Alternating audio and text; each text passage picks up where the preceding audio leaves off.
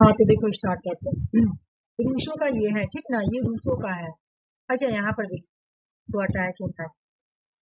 Rousseau का first major book जो है ना, उसका नाम the discourse on the earth and sand, और ये 70-50 की है। ये जो तुम्हारा है ये रिवीजन है ना, ये रिवीजन है। रिवीजन मतलब क्या होता है, शॉर्ट कट, तो थोड़ा शॉर्ट में, मतलब पूरा भी नहीं बोल सकती, पूरा शॉर्ट है। इतना है कि तुम्हारा क्वेश्चन एग्जाम में लड़ जाएगा, इतना है, मतलब 60% पूरा रहता है ये, ठीक है। तो वही मैं बोल रही हूँ। चलो उसके बाद ये, हाँ, रूसो का जो पहली बुक है ना, उसका नाम है, यानी फर्स्ट बुक का नाम है the discourse on the arts and science. और ये बुक कब की है, ये 70-50 की बुक।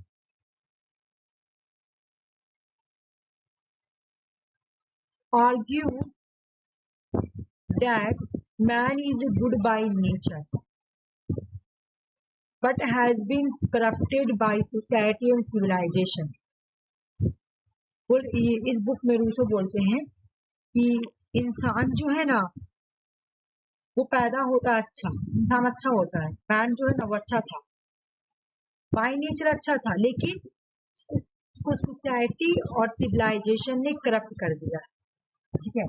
अब एग्जाम में ऐसा क्वेश्चन आए कि कौन बोलता है कि मैन जो है अच्छा पैदा हुआ, इंसान तो अच्छा था, गुड था, है ना, man is good by nature, but उसको सोसाइटी और सिविलाइजेशन ने करप्ट कर दिया है, तो ये रूसो बोलते हैं।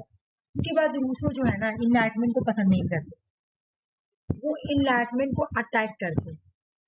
रूसो अटैक इनलाइटमेंट, मतलब वो एक तरीके से क्रिटिसाइज करते, क्योंकि उनका मानना था कि मॉडर्नाइजेशन की वजह से ही लोगों का ऐसा हुआ है। मॉडर्नाइजेशन की वजह से ही लोग जो है ना करप्ट हो गए, रूसो के अकॉर्डिंग। उसके बाद इन्होंने एक प्राइज जीता था इसी बुक में the discourse on the arts and science जब लिखा था ना, इसी में इन्होंने प्राइज जीता था, ठीक है। ये 70-49 से, ये जो एसे था इनका, ये एसे ये 70-49 से लेकर, या 90 नहीं, ये गलत, 70-50 है। हाँ ठीक है, हाँ। तो रूसो जो है ना, ये एसे जो है ना 70-50 में लिखते हैं। इस एसे का जो तुम्हारा हेडिंग जो है ना, वो याद करने एग्जाम में आता है। एसे का हेडिंग था द क्वेश्चन था एसे में, क्या क्वेश्चन दिया, क्या हेडिंग था, has the progress of science, क्या साइंस के progress, has the progress of science and arts, क्या साइंस और आर्ट्स के प्रोग्रेस ने मोरालिटी प्यूरिफाई या करप्टेड में कंट्रीब्यूट किया है। Have the progress of science and arts, science और आर्ट्स की जो प्रोग्रेस है, क्या उन्होंने मोरालिटी और प्योरिटी को करप्ट किया है। yes। पहला जो तुम्हारा रूसो का हेडिंग है, एग्जाम में क्वेश्चन 2 बनाया, ठीक है ना, has the progress of science, क्या साइंस और आर्ट्स के प्रोग्रेस ने कंट्रीब्यूट किया है, किस चीज में कंट्रीब्यूट किया है, इंसान को करप्ट होने में, उसकी प्यूरिफाई और मोरलिटी को करप्ट करने में क्या साइंस और आर्ट ने ही प्रोग्रेस किया है, मतलब साइंस और आर्ट के प्रोग्रेस ने ये किया है। मैं फिर से एक बार समझा दे रही हूँ क्या बोलना चाह रहा है रूसो। ये रूसो का बुक का हेडिंग है, ठीक है। रूसो का जो ये बुक है ना, सुषमा आरसी, ये जो बुक है the discourse on the arts and science, इसी का टाइटल है, टाइटल एग्जाम में आता है, ठीक है ना, 4 टाइटल दे रहेगा, बोलेगा इसमें से कौन सा टाइटल है। तो टाइटल का नाम है the progress of science and arts, क्या साइंस एंड आर्ट्स के प्रोग्रेस ने मोरालिटी एंड प्यूरिफाई को करप्ट करने में कंट्रीब्यूट किया है, ये वाला है, ठीक है, टाइटल, ठीक है। तो ये समझ में आ गया कि रूसो ने the discourse of the arts and science 70-55 में लिखे थे। इस बुक में रूसो को नोबेल प्राइज मिलता है। रूसो बोलते हैं कि मैन तो गुड बाय नेचर होता है, पैदा तो इंसान अच्छा होता है, लेकिन सोसाइटी और सिविलाइजेशन उसको करप्ट कर देता है। उसके बाद उनका जो टाइटल वो भी हम लोग पढ़ चुके हैं, क्या था title, Has the progress of science and arts contributed to corrupt or purify morality? क्या साइंस और आर्ट के प्रोग्रेस ने मोरलिटी एंड प्यूरिफाई को करप्ट करने में कंट्रीब्यूट किया है? रूसो का दूसरा बुक का नाम है द कनिंग मैन। ये म्यूजिक के ऊपर लिखा गया है। और कनिंग मैन जो है ना, ये कनिंग मैन जो है ना, ये 1752 की बुक है। रूसो की जो दूसरी बुक है In the Discourse on the Origin and Foundations of Inequality Among Men, 1755 की बुक है। इस बुक में रूसो ये बोलते हैं, ये क्वेश्चन एराइज करते हैं क्या इनइक्वालिटी कहाँ से आती है? ठीक है, इनइक्वालिटी कहाँ से आती है? ठीक है, इनइक्वालिटी कहाँ से आती है? अरे इस बुक में ये जो हम नहीं पढ़े थे कन्वेंशन, जो का हम दो इक्वालिटी तुम लोगों को पढ़ाए थे, बताओ क्या था, नाम बताओ। मैं दो इक्वालिटी को पढ़ाई थी, नेचुरल और कन्वेंशनल। हाँ, नेचुरल इनइक्वालिटी और कन्वेंशनल इक्वालिटी, इसी में वो डिस्कस करते हैं। ठीक है, उसके बाद दूसरों का जो बुक है उसका नाम है social contract. Social contract theory अलग है, सोशल कॉन्ट्रैक्ट बुक अलग है। ये बुक कब लिखी गई थी? ये बुक 1762 में लिखी गई थी, ठीक है ना। फर्स्ट है discourse on the arts and science, दूसरी बुक के नाम है द कनिंग मैन, तीसरी बुक है in the discourse on the origin and foundation of inequality among main. इसके बाद लास्ट जो है वो है सोशल कॉन्ट्रैक्ट। लास्ट वो नहीं है, सोशल कॉन्ट्रैक्ट के बाद वो एक और बुक लिखते हैं जिसका नाम है इमिली, इमिली ऑन एजुकेशन, इमिली ऑन एजुकेशन। इमिली जो एजुकेशन पे लिखा गया है, इमिली को ना तुम्हारा इसमें टीचिंग एप्टीट्यूड पूछा था। इमिली जो बुक है ना वो एजुकेशन पे लिखा गया बुक है, ये भी 1762 का, लेकिन पहले सोशल कॉन्ट्रैक्ट उसके बाद ये आई कन्फेशन। लास्ट में जब मतलब वो लास्ट कर गया डेट होने वाला, अब उनका मतलब क्या बोला था, डेट होने वाले, ठीक है ना, उस टाइम वो कन्फेशन लिखते हैं लास्ट में 1782 में। तो इंसान कन्फेशन लास्ट में ही करता है किसी चीज के लिए, तो तुम याद रखना जो कन्फेशन बुक है ना वो लास्ट में है, ठीक है। और discourse on art and discourse on the art and science, इस बुक से को पॉपुलैरिटी मिली थी। उसके बाद नेचर ऑफ स्टेट पढ़ेंगे, ठीक है ना। यहाँ पे हम लोग क्या पढ़ेंगे, अब तुमसे क्वेश्चन यहाँ दो पूछा जाएगा, जो मैं बता दे रही हूँ ऐसा क्वेश्चन पूछा जाएगा। एक क्वेश्चन पूछा जाएगा कि रूसो का, पहले मैं उनका स्टेट ऑफ नेचर पढ़ा देती हूँ, उसके बाद में बताऊंगी क्वेश्चन कैसा पूछा जाता है। स्टेट ऑफ नेचर, रूसो का state of nature, Rousseau believe करते हैं कि द स्टेट ऑफ नेचर में ह्यूमन वेयर नोबल सेव्स, इंसान जो है ना नोबल सेव्स है।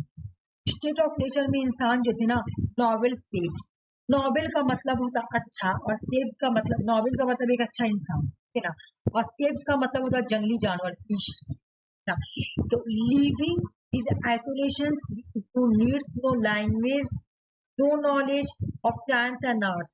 बोला कि जब रूसो का स्टेट ऑफ नेचर में लोगों को लैंग्वेज के बारे में पता नहीं था, नॉलेज के बारे में पता नहीं था, आर्ट्स एंड साइंस के बारे में पता नहीं था, लेकिन वो लोग फिर भी खुश थे।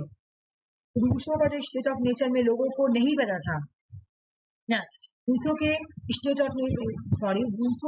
ऑफ नेचर में लोगों को ये नहीं पता था कि लैंग्वेज क्या होता है, साइंस और आर्ट्स का नॉलेज क्या है, ये सब नहीं पता था, लेकिन फिर भी लोग क्या थे, बिलीफ थे। बिलीफ का मतलब खुश रहते थे, हैप्पीनेस था, परफेक्ट हैप्पीनेस था, ठीक है ना, परफेक्ट हैप्पीनेस ये सब था, ठीक है। लेकिन जो लोग रहते थे ना स्टेट ऑफ नेचर में, उसको नॉवेल स्टेट बोलते हैं। नॉवेल स्टेट बोलते हैं तो देखो वो लोग बहुत अच्छे हैं, भले ही वो लोग ये जंगली जानवर की जैसा जिंदगी गुजार रहे थे, साइंस आर्ट्स इस सब चीज के बारे में नॉलेज नहीं था, लैंग्वेज के बारे में नॉलेज नहीं था, किसी भी चीज के बारे में लैंग्वेज नहीं था, तो वो सेफ थे, लेकिन नॉवेल थे। नॉवेल क्यों? क्योंकि वो लोग अच्छे से साथ मिलकर रहते है ना, मतलब एक जंगली इंसान अच्छा, ऐसे तुम बोल सकते नॉवेल सेफ ना। तो आइसोलेशन की जिंदगी गुजार रहे थे, है ना, कोई न्यूज है, कोई लैंग्वेज है, मतलब कुछ भी पता नहीं था लोगों को, लेकिन खुश थे, परफेक्ट हैप्पीनेस था, बिल्कुल नॉवेल स्टेप्स की जैसा ना। लेकिन अब हम उसको ये बात बोले कि क्या रूसो स्टेट ऑफ नेचर में लोग रहते थे, क्या वो जंगली जानवर की जैसा गुजार रहे थे? क्या हम उनका कंपेरिजन जंगली जानवर से कर सकते हैं? बिल्कुल भी नहीं। जंगली जानवर के अंदर ये सेंस नहीं होता है, जबकि रूसो के स्टेट ऑफ नेचर में जो लोग थे वो नॉवेल सेफ थे, लेकिन उनको पता था, उनके अंदर ये फीलिंग थी, ये मेरा अपना है, ये मेरा कौन है, ये सब फीलिंग थी, तो इस तरह से हम उनको जानवर से कंपेरिजन नहीं कर सकते, ठीक है। लेकिन नोबल शेप्स है, अब एग्जाम में क्वेश्चन आएगा कि नोबल शेप्स का कॉन्सेप्ट किसने दिया, तो रूसो ने दिया। इसका स्टेट ऑफ नेचर को बोला जाता है कि वहां पे जो हुमा था वो नोबल शेप होगा। ये bliss and perfect happiness या no language no knowledge of arts and science या bliss and perfect happiness, ये किसका स्टेट ऑफ नेचर है, ये रूसो का है। हॉब्स हम लोग क्या पढ़े थे, नेस्टी थे, है ना, नेस्टी थे, नेस्टी थे, वार था हर जगह, ये सब, हाँ पुअर, ये सब था। और इसका पढ़े हम लोग क्या नाम है कि डॉग का पढ़े थे कि गुडविल है, डॉग का पढ़े थे गुडविल है ना, डॉग का हम लोग क्या पढ़े थे कि गुडविल है, इचुअल एसिस्टेंस, ये सब है। लेकिन यहाँ पे क्या है, नोबल शेप्स है, लीस है, परफेक्ट हैप्पीनेस है, आर्ट्स एंड साइंस का कोई नॉलेज नहीं, ठीक ना। रूसो बोलते हैं कि भाई सुनो, ये जो इंसान है ना, इसको हम जंगली जानवर नहीं बोल सकते, क्योंकि इसको हम लोग दो चीज से फर्क कर सकते हैं। इनके अंदर फ्रीडम थी, दूसरों के स्टेट ऑफ नेचर में जो लोग रहते थे ना, उनके अंदर फ्रीडम थी, ठीक है, द एबिलिटी, जबकि जानवर के अंदर फ्रीडम नहीं है। जानवर को हम लोग जैसे रखना चाहेंगे वैसे रहेंगे, लेकिन रूसों के स्टेट ऑफ नेचर में जिनको फ्रीडम थी, the ability to decide for one self inspire self preservation, इनको पता था मुझे अपने सेल्फ प्रिजर्वेशन कैसे करना है। इनको पता था अगर इनको कोई डिसीजन लेना है तो अपना डिसीजन ले सकते, ठीक है, इनको जो भी मन में आएगा कर सकते हैं। तो दूसरों के स्टेट ऑफ नेचर में जो लोग थे उनके अंदर फ्रीडम की क्वालिटी थी। दूसरे अंदर और क्या थी कि दूसरों के स्टेट ऑफ नेचर में लोग थे ना, उसके अंदर पिटी थी, पिटी, कंपेशन थी, पिटी मतलब दूसरों के लिए हमदर्द, ठीक है। और जो जानवर होते हैं उनको, जानवर फ्रीडम में होते हैं, बोलो क्यों, क्योंकि हम लोग अगर जानवर को पकड़ के अंदर डाल देंगे, है ना, हम लोग उसको मारेंगे, अपने सेल्फ सेल्फ सेल्फ डिफेंस नहीं कर पाएंगे। जबकि इंसान को पता है मुझे अपने सेल्फ प्रिजर्वेशन कैसे करना है। तो रूसों के स्टेट ऑफ नेचर में लोग नॉवल सेफ हैं, लेकिन हम उनका कंपैरिजन एनिमल के साथ नहीं कर सकते, क्योंकि उनके अंदर फ्रीडम थी। रूसों के स्टेट ऑफ नेचर के अंदर, रूसों के स्टेट ऑफ नेचर में जो लोग कहते थे उनके अंदर फ्रीडम थी, पीटी थी, कंपेशन थी। कंपेशन की मतलब अपनों के लिए फीलिंग, अगर अपनों को चोट लग रहा था तो उनको तकलीफ कर रहा था कि मेरे मेरे अपने है ना, वो मेरे अपने हैं, उनको क्यों चोट लगा, है ना। लोगों के अंदर इम्पैथी थी, एक दूसरे के लिए इम्पैथी थी, इम्पैथी थी।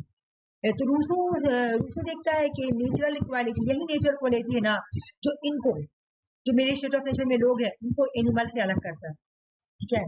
बाकी वो लोग जिंदगी तो जंगली जानवर की जैसा ही गुजार रहे हैं, लेकिन उनके अंदर फ्रीडम थी, पिटी थी, कंपेशन थी, जिसकी वजह से वो लोग जंगली जानवर से अलग है ना, उनको जंगली जानवर की क्वालिटी को सेपरेट करती। उसके बाद रूसो जो है ना, प्राइवेट प्रॉपर्टी, सिविल सोसाइटी को क्रिटिसाइज करते हैं, ये रट लेना। रूसो जो है ना, प्राइवेट प्रॉपर्टी और सिविल सोसाइटी को क्रिटिसाइज, अगर मैं पूरा नहीं पढ़ा तो मैं तुमको एक लफ्ज में बताती हूँ। रूसो बोलते, मैं पूरा बता ही देती स्टोरी। रूसो क्या बोलते, देखो, रूसो बोलते हैं ना कि पहले जो स्टेट ऑफ नेचर में लोग थे ना, वो बहुत अच्छे थे, साथ मिल के रहते थे, किसी तरह का जेलेसी नहीं था, किसी तरह कॉम्पिटिशन नहीं था। लेकिन जब से प्राइवेट प्रॉपर्टी आया और सिविल सोसाइटी आया ना, तब से लोगों के अंदर करप्शन आ गई, इनइक्वालिटी आ गई। अब देखो रूसो क्या बोलते हैं, रूसो बिलीव करते हैं कि the establishment of private property mark the true beginning society. बोले कि यहाँ पे रूसो बोल रहे हैं ना कि सिविल सोसाइटी के बिगिनिंग से ही प्राइवेट प्रॉपर्टी का एस्टैब्लिशमेंट है। देखो इनका पूरा प्रूफ पढ़ोगे ना तो स्टोरी ऐसे है कि जैसे क्या कहना था कि एक आदमी सोसाइटी का उठा, वो इतना दूर जमीन को, लैंड को सर्कल कर लेता, बोलता ये जमीन मेरा है, ठीक है, बोलता ये जमीन मेरा है, ठीक है। उसी करते करते सब क्या करता है, जमीन बना लेता है, सोसाइटी बना लेता है, ठीक है, सोसाइटी बनाया। अब वो सोसाइटी में सब लोग क्या करते हैं, तो सोसाइटी बना लेते हैं, ठीक है ना। अब जिस इंसान ने सर्किल किया उसको जमीन मिल गया, और जिसने नहीं किया तो गरीब रह गया। तो इस तरह सोसाइटी में अमीर गरीब का इनइक्वालिटी आ गया। तो ये कैसे हुआ, ये प्राइवेट प्रॉपर्टी या सिविल सोसाइटी का, जैसे ये इंसान उठाया और ये क्या बोला कि इतना दूर मैं अपना सर्किल करता हूँ, ये जमीन मेरा है, जब ये मेरा बोला तो ये प्राइवेट प्रॉपर्टी हो गया, ये किसका हो गया। उसके बाद दूसरे आदमी पास भी पावर था, उसने भी बोला इतना जमीन, लेकिन जो लोग बच गए जिसके पास जमीन नहीं मिला वो तो गरीब रह गए। इस तरह प्राइवेट प्रॉपर्टी या सिविल सोसाइटी की वजह करना सोसाइटी में क्या आया है, इनइक्वालिटी आया है, रूसो बोलते हैं। अब बोले कि सुनो भाई, अरे इतना हद नहीं हुआ, जब ये जो सिविल सोसाइटी प्राइवेट प्रॉपर्टी आया ना तो लोगों के अंदर जेलेसी आ गई। कैसे, देखो ये तीन लोगों, ये मान लो कि ये लोग हैं, ठीक है ना, तो इन्होंने, ये लोग सोसाइटी बहुत अमीर लोग, ठीक है ना, इन्होंने क्या किया, अपना जमीन को अपना अपना हिस्सा रख लिया, बाकी जो गरीब लोग थे गरीब लोग हो गए, तरह इनइक्वालिटी क्रिएट हो गया। फिर ये लोग क्या है कि अगर ये गाड़ी ले रहे हैं तो जेलेसी में जाके ये गाड़ी लेगा, उसी भी महंगा ले लेगा, फिर ये भी ले लेगा, तो इस तरह कंपटीशन भी आ गया, एक दूसरे से चले। अगर ये खुद डेवलप कर रहा है सोसाइटी में तो ये देखकर इसको चलेगा, ठीक है ना। इस तरह से सोसाइटी में जो है ना तुम्हारा कंपटीशन और जेलेसी आ गई। इस वजह से रूसो बोलते हैं ना कि मैं क्रिटिसाइज करता हूँ मॉडर्निटी को, साइंस को एंड फिलोसफी। मॉडर्निटी जैसी जैसी मॉडर्निटी आई, रैबिट प्रॉपर्टी आया, सिविल सोसाइटी आई, मॉडर्निटी आई, साइंस आया, फिलोसफी आई, इन सब ने क्या किया, लोगों को करप्ट बना दिया, मैन को करप्ट बना दिया। ठीक है ना। देखो यहाँ पे ये बोल रहे हैं कि man is good by nature, इंसान पैदा होता है तो बहुत अच्छा रहता है, नेचर ने उसको अच्छा पैदा किया, लेकिन वो करप्ट कब होता है, उसको सोसाइटी, उसको सिविलाइजेशन, उसको मॉडर्नाइजेशन करप्ट कर देता है। ठीक है। इनका कोटेशन सुनो, ये क्या बोल रहे हैं। कोटेशन में बोल रहे हैं कि आइडियल क्यूरियोसिटी है, साइंस कुछ नहीं है, कुछ नहीं, कुछ नहीं, सिर्फ क्या आइडियल क्यूरियोसिटी क्या है, science was born out of passive curiosity. अरे कुछ नहीं, ये पैसिव क्यूरियोसिटी है साइंस, क्या है, ये कोई जेन्युइन नेसेसिटी या बेनिफिट नहीं है साइंस का। साइंस को ये क्या बोल रही है ये दोस्तों कि science was born out of passive curiosity, ये एक पैसिव क्यूरियोसिटी के बाहर पैदा हुआ, ये कुछ नहीं है, ये कोई जीनियस या कोई बेनिफिट पहुंचाने वाला चीज नहीं है। ठीक है ना। साइंस पता है क्या है, बस इंटेलेक्चुअल लोग मिले आपस में, इंटेलेक्चुअल मतलब जो फिलोसफर है, बड़े बड़े फिलोसफर जो साइंटिफिक है, इंटेलेक्चुअल का डिकोरेशन है। इंटेलेक्चुअल लोगों ने क्या किया, साइंस को बस डिकोरेट कर दिया। क्या देखो, philosophy serve mere and intellectual periphery providing superficial decorations rather than substantial improvement। बोले साइंस कुछ नहीं है। ठीक है ना। फिलोसफी ने क्या किया, सर्व किया, फिलोसफी ने क्या किया, इंटेलेक्चुअल को लेके पेरीफेरी कर दिया, सजा दिया, डिक्रेट कर दिया, और लोगों को दिखा दिया कि साइंस है, ये बहुत बड़ा इम्प्रूवमेंट है, ये कुछ नहीं, ये कुछ नहीं है, ये सिर्फ सुपरफिशियल डिकोरेशन है। ठीक है, ये कोई सब्सटेंटिव इम्प्रूवमेंट नहीं। दूसरे साइंस को क्रिटिसाइज कर रहे हैं, मॉडर्नाइजेशन को भी क्रिटिसाइज कर रहे हैं, सिविलाइजेशन को भी क्रिटिसाइज कर रहे हैं, तो और ये बोल रहे हैं कि इस वजह से मैन जो है ना वो करप्ट हो गया है। उसके बाद रूसो बोल रहे हैं कि भाई Rousseau contend rise of civilization, बार बार एक ही बात हो रहा, वो सिविलाइजेशन, मॉडर्नाइजेशन, राइशनल। तो देखो जब इंसान ना, जब स्टेज ऑफ नेशन में था तो नॉबल टाइप था, है ना, लेकिन जब इंसान मॉडर्नाइजेशन में आया ना, सिविलाइजेशन, इंसान जब सिविलाइज हो गया, मॉडर्नाइज हो गया, तो उसके अंदर रैशनल थॉट आई, है ना। जब रैशनल थॉट आई ना, तो इंसान का जो इंसान करप्ट बन गया, है ना। The natural goodness of human, तो जो इंसान के अंदर जो अच्छाई थी ना, वो सब करप्ट हो गया। ठीक है ना। तो यहाँ बोले man was noble sex, the state of nature, human were good life in a harmony with a minimal needs. बोले स्टेट ऑफ नेचर में ना इंसान मैन जो नोबल स्टेट था, लेकिन एक दूसरे के साथ मिलकर अच्छा से रहता था, कोई थिंकिंग, कोई ये नहीं था, ठीक ना, कोई मिनिमल नीड्स था, ज्यादा नीड्स नहीं था, साथ मिलकर रहते थे, बहुत अच्छा से जिंदगी गुजार रहे थे। भले वो नॉवेल टाइप थे लेकिन अच्छा थे। फिर इन्होंने बोले कि जब साइंस आया तो पता क्या हुआ, जब देखो ये क्या बोल रहे कि जब ये सिविलाइजेशन आया तो इंसान के अंदर रैशनल थॉट आया, तो जब साइंस आया ना तो इंसान पता है क्या बन गया, thinking man is a depraved animal, एक सोचने वाला जानवर बन गया। ठीक है, स्टेट ऑफ नेचर में इंसान कैसा था, man was a normal state, लेकिन मॉडर्नाइजेशन में इंसान पता है कैसा है, thinking animal is a depraved animal, सोचने वाला जानवर बन गया, डिप्रेड बन गया। अगर स्टेट ऑफ नेचर में कैसा इंसान था, रूसो के अकॉर्डिंग स्टेट ऑफ नेचर में मैन कैसा था, नोबल स्टेट, लेकिन मॉडर्नाइजेशन आया, सिविलाइजेशन आया, एडवांसमेंट आया, इंसान कैसा बन गया, thinking man is a depraved animal, एक सोचने वाला जानवर बन गया। ठीक है, क्यों, उसको हर वक्त कितना भी पैसा दे दो, उसको कितना भी पैसा दे दो, लेकिन अनहैप्पी रहेगा, कितना भी कुछ बोल दो, वो हमेशा सोचते ही रहेगा।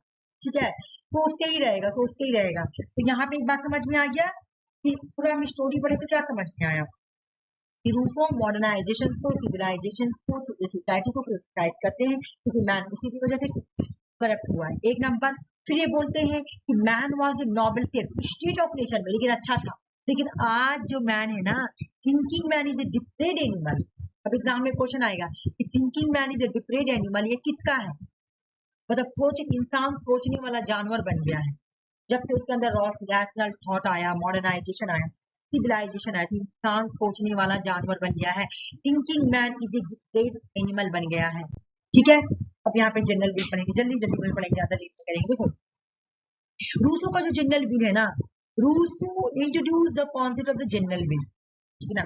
रूसो इंट्रोड्यूस करते जनरल विल, लेकिन जनरल विल है क्या, ये है क्या भाई, जनरल विल जो है ना ये collective will of the people है। देख लो ये लोगों का कलेक्टिव विल है। जब जब 7 लोग आपस में मिलेंगे तभी लोग आपस में मिल के क्या बनाएंगे, एक कलेक्टिव विल बनाएंगे। तो general will collective of will है। जनरल विल जो है ना वो रियल विल है, रियल विल, वो रियल विल है। General will is the sum of total real will. देख लो general will is the sum of, जितना भी टोटल विल को जोड़ देंगे ना, बोला रियल विल को जब हम टोटल को जोड़ देंगे ना तब वो जनरल विल, ठीक है ना। लोगों का देखो यहाँ पे collective will of the people, general will is the real will, और general will is the sum total of real will. बस यही तो याद करना है। जनरल विल क्या है, जनरल विल एक तो कलेक्टिव विल है, जनरल विल दूसरा रियल विल है। जनरल विल जो है ना तो रियल विल का पूरा टोटल सम जोड़ है, मतलब general will is the sum total of real will, ठीक है। रूसो बोलते हैं पता है क्या, रूसो प्रपोज करते हैं कि that to achieve true freedom, यहाँ पे individuals enter the social contract, social contract के अंदर लोग एंटर करते हैं, वो एग्री करते हैं कि हमको एक जनरल विल जो है गवर्न करेगा, ठीक है ना। और this contract bind people together making the state sovereign as it is govern by the law. लोग इस बात के लिए एग्री हो जाते हैं कि ठीक है एक गवर्नर एक मतलब एक गवर्नमेंट बनाया जाएगा, एक कॉन्ट्रैक्ट बनाया जाएगा जो हम लोगों को गवर्न करे, है ना। और ये लोगों के जरिए ही हो, इस लॉ को कौन क्रिएट करेगा, पीपल देमसेल्व्स, लोग खुद क्रिएट करेंगे, लोग क्रिएट करेंगे। जनरल विल याद कर लेंगे, जनरल विल कलेक्टिव विल है, रियल विल है, सम टोटल ऑफ रियल विल है। उसके बाद फ्रीडम, ट्रू फ्रीडम क्या है रूसो के according, according to Rousseau is following the general will law made by it। बोला कि रुको मैं पूरा समझा रही हूँ यहाँ पे। True freedom according to Rousseau is following the general will law made by it, जो जनरल विल को फॉलो करेगा यानी ट्रू विल। मान लो कि तुम या मैं अगर रूसो के अकॉर्डिंग मैं जनरल विल को फॉलो करी तो मैं फ्रीडम हूँ, मैं आजाद हूँ। इन्होंने इस तरह का एक क्राइटेरिया बना दिया कि जो जनरल विल को फॉलो करेगा वो फ्रीडम है। हम कुछ नहीं बोले, नहीं हमने आवाज दी क्लास करा रहे लोग। तो ट्रू फ्रीडम का मतलब क्या है, जो जनरल विल को फॉलो करो वो फ्रीडम है, ठीक है ना। तो यहाँ पे बोल रहे ना दिस से require agree to social contract and obey the law representing general will. बोल रहा है कि इसलिए सबको जरूरी है कि सब एग्री करें और सोशल कॉन्ट्रैक्ट को ओबे करें, उसके लॉ को माने, है ना, जनरल विल को रिप्रेजेंट करें। अब दूसरे यहाँ पे एक बात बोल दे कि man should be force, man should be force to be free. अब जो जनरल विल को नहीं मानेगा ना, जनरल विल को जो लोग नहीं मानेंगे ना, तो उसको हम लोग जबरदस्ती बोलेंगे कि देखो जनरल विल को जो नहीं मानेगा, जनरल विल को जो लोग नहीं मानेंगे ना, तो उसको हम लोग जबरदस्ती बोलेंगे मानो। क्यों बोलेंगे मानो, कि तुम मानोगी तभी तो तुम फ्रीडम हो जाओगी। अगर तुम जनरल विल को फॉलो करेगी तभी तुम फ्रीडम कहलाओगी, ठीक है। तो हम लोग एक पर्सन को क्या करेंगे, फोर्स करेंगे फ्री होने के लिए।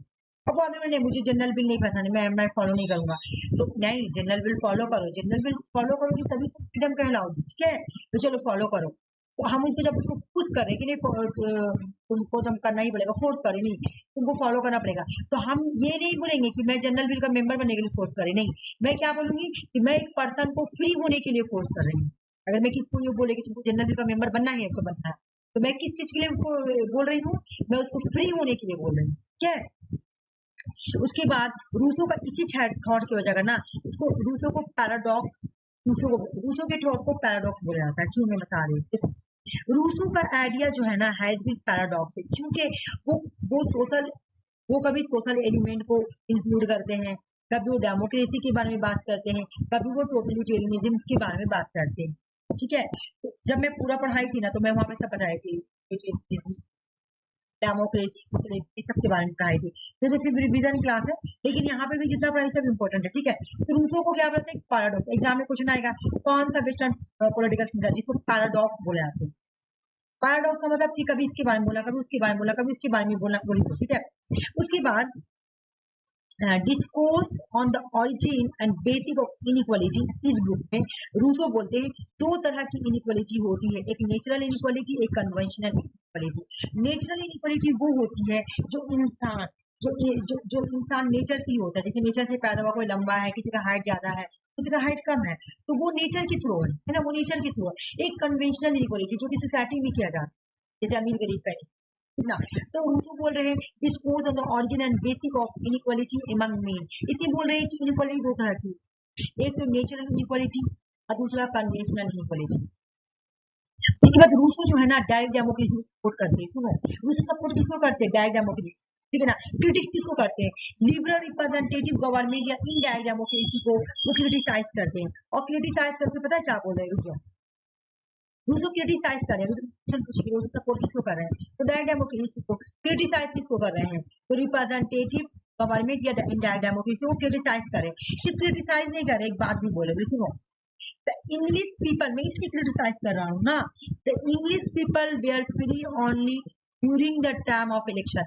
अरे सुनो कि देखो रिप्रेजेंटेटिव गवर्नमेंट में क्या होता है, 5 साल में एक बार इलेक्शन होता है। तो यहाँ पे वो बोले कि जो इंग्लैंड में डेमोक्रेसी, इंग्लैंड में तो इसमें तुम्हारा क्या है, रिप्रेजेंटेटिव डेमोक्रेसी है। तो वही यहाँ पे बोले कि जो इंग्लिश पीपल है ना, वो 5 साल में एक ही बार फ्री होते हैं। जब 5 साल लिखो, या सिर्फ इलेक्शन के टाइम ही फ्री होते हैं। जो इंग्लिश पीपल है ना, were free only during the time of election. सिर्फ इलेक्शन के टाइम ही वो फ्री होते हैं। रूसो के अकॉर्डिंग इंसान का फ्री होगा जब इलेक्शन दे रहा था। तो इसलिए रिप्रेजेंटेटिव डेमोक्रेसी अच्छा नहीं, डायरेक्ट डेमोक्रेसी ज्यादा अच्छा है, ठीक ना। अभी एक और बात सुनो, रूसो जो है ना वो डिफेंड करते हैं पेट्रियार्की फैमिली को। वो पेट्रियार्की फैमिली को सपोर्ट करते हैं। वो बोलते हैं फैमिली एक नेचुरल इंस्टीट्यूशन है। अगर तुमसे कोई पूछे कि रूसो फैमिली के बारे में क्या बोलते हैं, बोलते फैमिली एक नेचुरल इंस्टीट्यूशन है, ठीक है ना। और जितने भी सोसाइटीज है ना, ओल्डेज ऑफ ऑल सोसाइटी, इसमें सबसे ज्यादा फैमिली जो है ना नेचुरल इंस्टीट्यूशन है, ठीक है। उसके बाद ये देखो, ये वाला बात देखो, रूसो विमेन को पता है क्या बोलते हैं? वो सब ordinate position of women. Women जो है ना ये सब ऑर्डिनेट पोजिशन पे है। विमेन सब ऑर्डिनेट पोजिशन पे कुछ नहीं, यानी विमेन को क्रिटिसाइज कर रहे हैं। उसके बाद ये सोशल कॉन्ट्रैक्ट लिखते हैं 1762 में।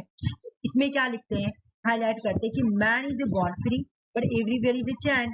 मतलब ये हाईलाइट करे contrast between the natural freedom and social society. इंसान तो पैदा होता है बिल्कुल फ्री, लेकिन उसको हर जगह ही क्या मिलता है, चेंज मिलता है। मतलब यहाँ पे देखो कि मैन तो पैदा हुआ था गुड नेचर, लेकिन उसको करप्ट बन गया। सोसाइटी ने, सिविलाइजेशन ने, मॉडर्नाइजेशन ने उसको क्या कर दिया, करप्ट बना दिया।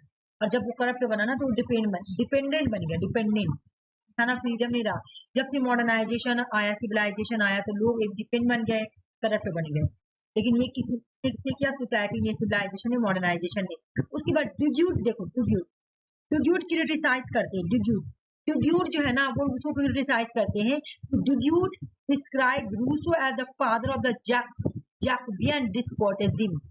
रूसो जो है ना वो जैकोबिन डिस्पोटिज्म का फादर है, ठीक है।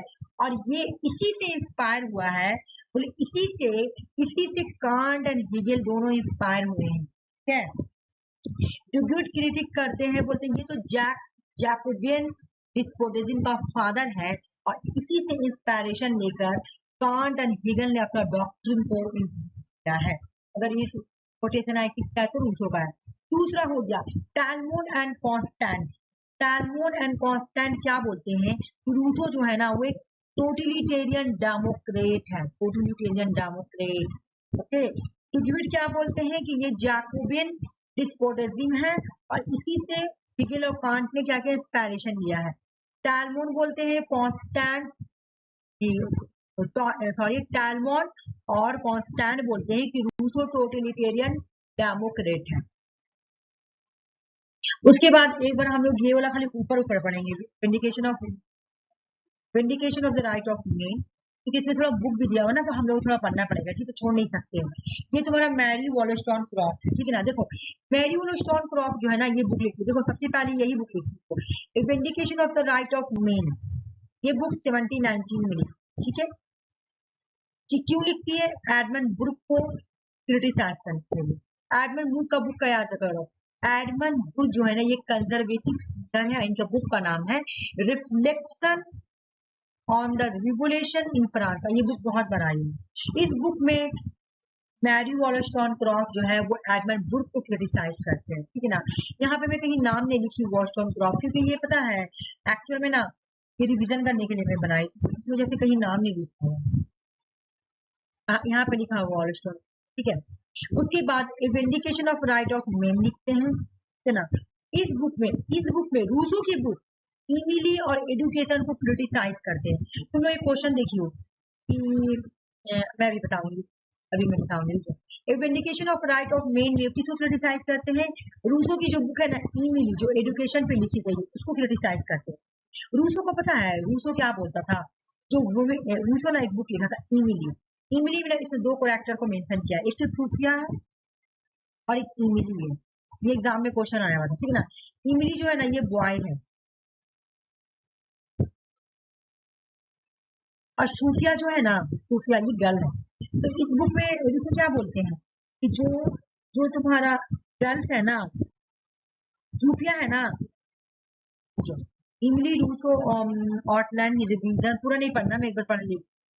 Rousseau outline is the reason the education with a distance roles for the men or women, जबकि Emile educated to be rational. हाँ देखो, इमिली जो बॉय है उसको क्या बोल रहा है पता है रूसो? इमिली रैशनल है, उसके अंदर रैशनलिटी है, वो पढ़े, वो लड़का है वो पढ़े। सूफिया जो है ना, इसका फीचर क्या है? ये खूबसूरत है, इसका काम है सिर्फ लड़कों को अट्रैक्ट करना, ठीक है। बच्चों को पालना, घर में हाउस होल्ड करना, हाउस होल्ड मतलब घरेलू काम करना, ये सब काम करना सूफिया का है। अब इसी को क्रिटिसाइज करती है मेरी वॉलस्टोनक्रॉफ्ट। अब प्रीवियस ईयर में क्वेश्चन आया था इससे कि सूफिया लिखा हुआ था, ठीक है ना।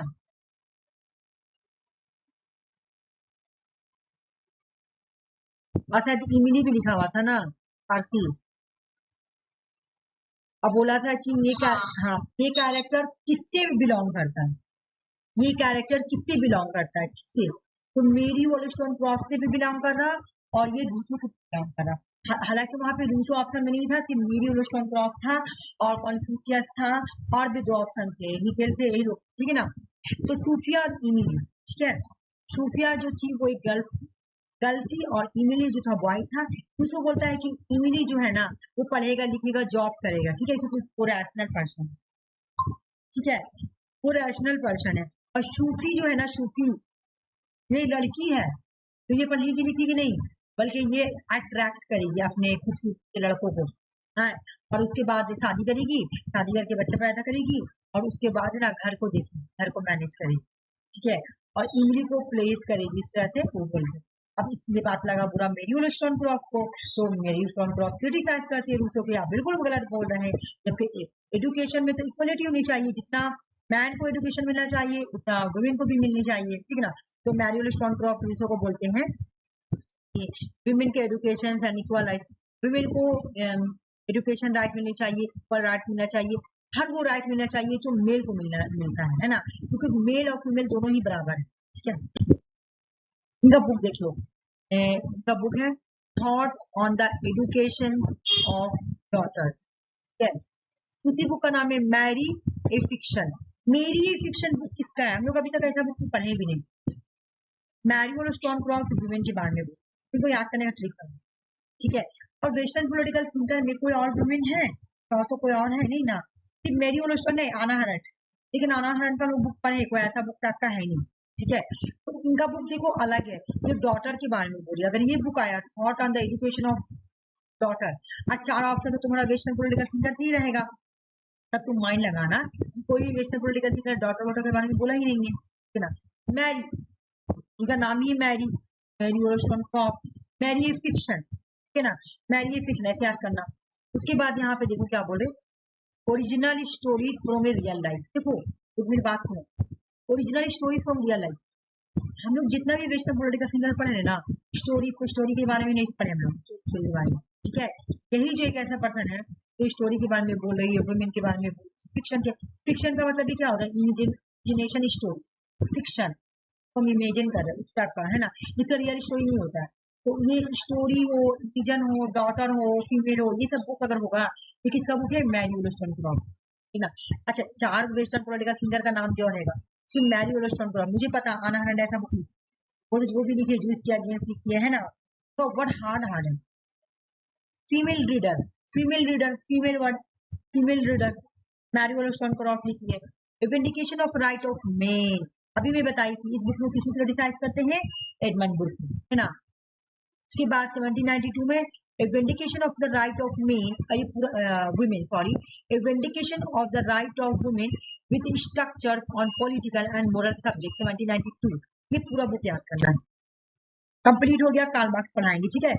मैं सब कराने के बाद मार्क्सिज्म कराऊंगी, पहले कार्ल मार्क्स पढ़ लो, ठीक है ना। कार्ल मार्क्स वाज बोर्न, कहाँ पैदा हुआ थे भाई, तो 1880 में, सॉरी 1880 में ट्रायलैंड में जो है ना बर्थ होती है। इसका बर्थ होता तुम्हारा कार्ल प्रासा में, जूइश फैमिली से बिलोंग करते थे। कार्ल मार्क्स अपनी लाइफ में सबसे पहला न्यूज़पेपर जो लिखते हैं उसका नाम था रेनेसेंस ज़ेतन, ठीक है, रेनेसेंस ज़ेतन। ये मूव करते हैं, मतलब मूव करते कहाँ, ये पेरिस जाते हैं। पेरिस कब जाते हैं, तो 1843 में ये पेरिस जाते हैं। और उसके बाद मार्क्स, कार्ल मार्क्स जो है ना, ये तो हो गया पेरिस जाते हैं। उसके बाद यहाँ पे देखो, ये अलग sentence, Karl Marx was influence, Karl Marx से हीगल से, हीगल के डायलेक्टिकल मेथड से, हिस्टोरिकल ओरिएंटेशन से। अगर एग्जाम में क्वेश्चन आए कार्ल मार्क्स ने किससे इन्फ्लुएंस था अपने डायलेक्टिकल मेथड को लेकर, अगर एग्जाम में क्वेश्चन आता है कि कार्ल मार्क्स अपने डायलेक्टिकल मेथड के लिए इन्फ्लुएंस थे, तो आंसर होगा हेगेल। दूसरा क्वेश्चन ये पूछा जाएगा, मार्क्स जो है अपना हेगेल कहाँ से बोरो, सॉरी अपना डायलेक्टिकल मेथड कहाँ से बोरो किया, तो हेगेल से बोरो किया, ठीक है। उसके बाद यहाँ पे देखो, Adam Smith, David Ricardo, Adam Smith, David Ricardo, the classical political economic of this economic, the classical political economic of this economy saved by Marx economic theory, है ना। आदम स्मिथ और डेविड रिकार्डो ना, वो मार्क्स को लेकर save करते हैं ना, मार्क्स की चीज को लेकर सेव करते हैं। क्वेश्चन अगर एग्जाम में आया ऐसे करके कि पॉलिटिकल इकोनॉमिक कौन कौन है, पॉलिटिकल इकोनॉमिक एग्जाम में क्वेश्चन आया हुआ भी है कि इनमें से पॉलिटिकल इकोनॉमिक कौन कौन है, ठीक है ना। तो एक तो आदम स्मिथ और डेविड रिकार्डो होंगे, तो ये मार्क्स की थ्योरीज को लेकर काम करते हैं, ठीक है ना। आदम स्मिथ और डेविड रिकार्डो एक हो गया, और दूसरा कार्ल मार्क्स भी आ जाएंगे। तो ये क्वेश्चन भी प्रीवियस ईयर आया हुआ था। एक तुम्हारा हैंस मॉर्गन थ्योरी ऑप्शन था ए में, और बाकी बी सी डी में तुम्हारा आंसर था आदम स्मिथ, डेविड रिकार्डो और कार्ल मार्क्स। तो आंसर तुम्हारा बना था बी सी डी। क्यों, क्योंकि ये लोग तीनों ही पॉलिटिकल इकोनॉमिक्स से जुड़े हुए हैं, आदम स्मिथ, डेविड रिकार्डो और तुम्हारा कौन, कार्ल मार्क्स, ठीक है।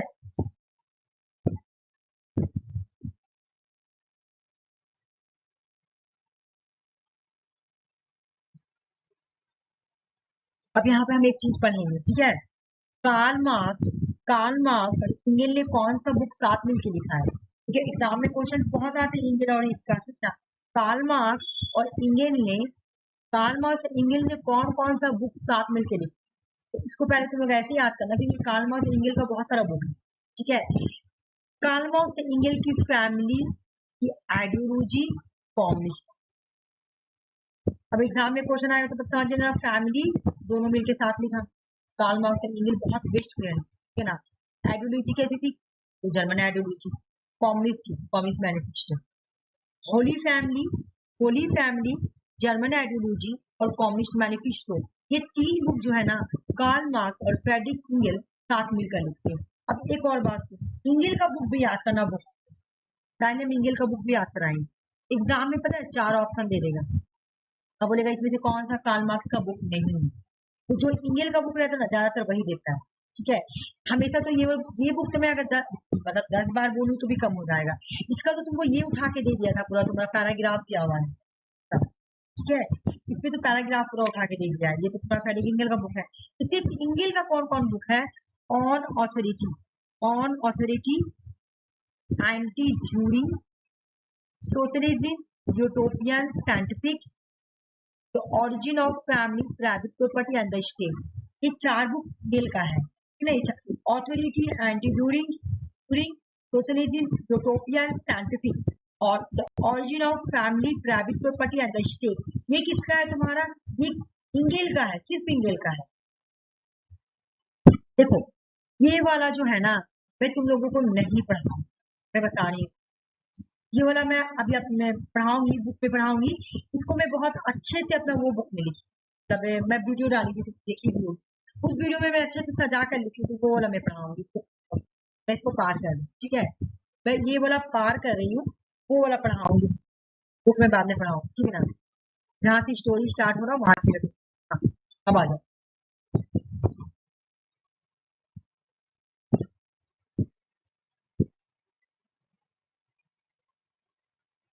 हिस्टोरिकल मटेरियलिज्म, ठीक है।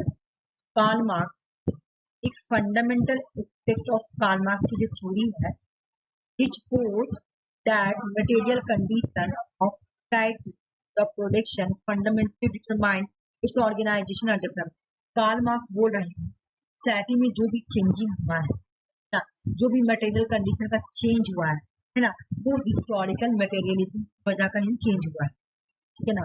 वो हिस्टोरिकल मटेरियलिज्म का ही चेंजिंग देखने को मिला है सोसाइटी, ठीक है।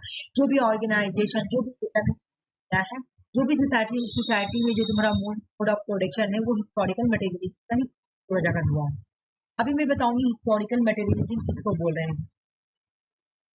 फिर ये बोले कि मटेरियल कंडीशन जो है ना, the economic structure of society, बोला कि एक सोसाइटी का जो इकोनॉमिक स्ट्रक्चर होता है, मान लो कि means of production, distribution, exchange from the base upon which superstructure, political, culture, ideology, ये किस पे बेस होता है, सब मटेरियल कंडीशन। रॉल्स के अकॉर्डिंग सोसाइटी में जितनी भी चेंज, जितनी भी चीज है ना, जितने भी स्ट्रक्चर है ना, वो इकोनॉमिक पे बेस है। रॉल्स के इकोनॉमिक मतलब मटेरियल कंडीशन, मतलब यहाँ पे अगर पैसा है ना, यहाँ पे अगर पैसा है, उसके ऊपर सारा चीज अकॉर्डिंग टू कार्ल मार्क्स, ठीक है ना, कार्ल मार्क्स। फिर उसके बाद ये बोल रहे हैं ना कि क्लास स्ट्रगल हमेशा सोसाइटी में होता है। यहाँ पे क्या बोल, हिस्ट्री प्रोग्रेस, हिस्ट्री पता कैसे प्रोग्रेस हुआ है, हमेशा कॉन्फ्लिक्ट हुआ है दो लोगों की, चाहे तो वो कैपिटलिस्ट क्लास होगी, चाहे तो वो बुर्जुआ क्लास, सॉरी कैपिटलिस्ट यानी बुर्जुआ क्लास, प्रोलेटेरियट यानी वर्कर क्लास। कार्ल मार्क्स बोले हिस्टोरिकल मटेरियलिज्म की वजह, सोसाइटी में जो भी चेंजिंग आया, जो भी डेवलपमेंट आया, वो हिस्टोरिकल मटेरियलिज्म की वजह का आया। और सोसाइटी में जो भी चीज होती है, पर स्ट्रक्चर, जो भी तुम्हारा आइडियोलॉजी, कल्चर, वो किस पे खड़ी होती है, मटेरियल कंडीशन यानी इकोनॉमिक पे खड़ी होती है, ठीक है। उसके बाद ये बोल रहे हैं कि सोसाइटी में क्लास स्ट्रगल हमेशा, हिस्ट्री जो चेंज हुआ है ना, हिस्ट्री का जो प्रोग्रेस हुआ है, हिस्ट्री, यहाँ हिस्ट्री में लोग कैसे था, पहले इंसान कैसे था बताओ मुझे, पहले इंसान जंगल में रहता था, फॉरेस्ट में रहता था, फिर इंसान सोसाइटी में रहने लगा, उसके बाद इंसान शहर में सिटी में रहने लगा।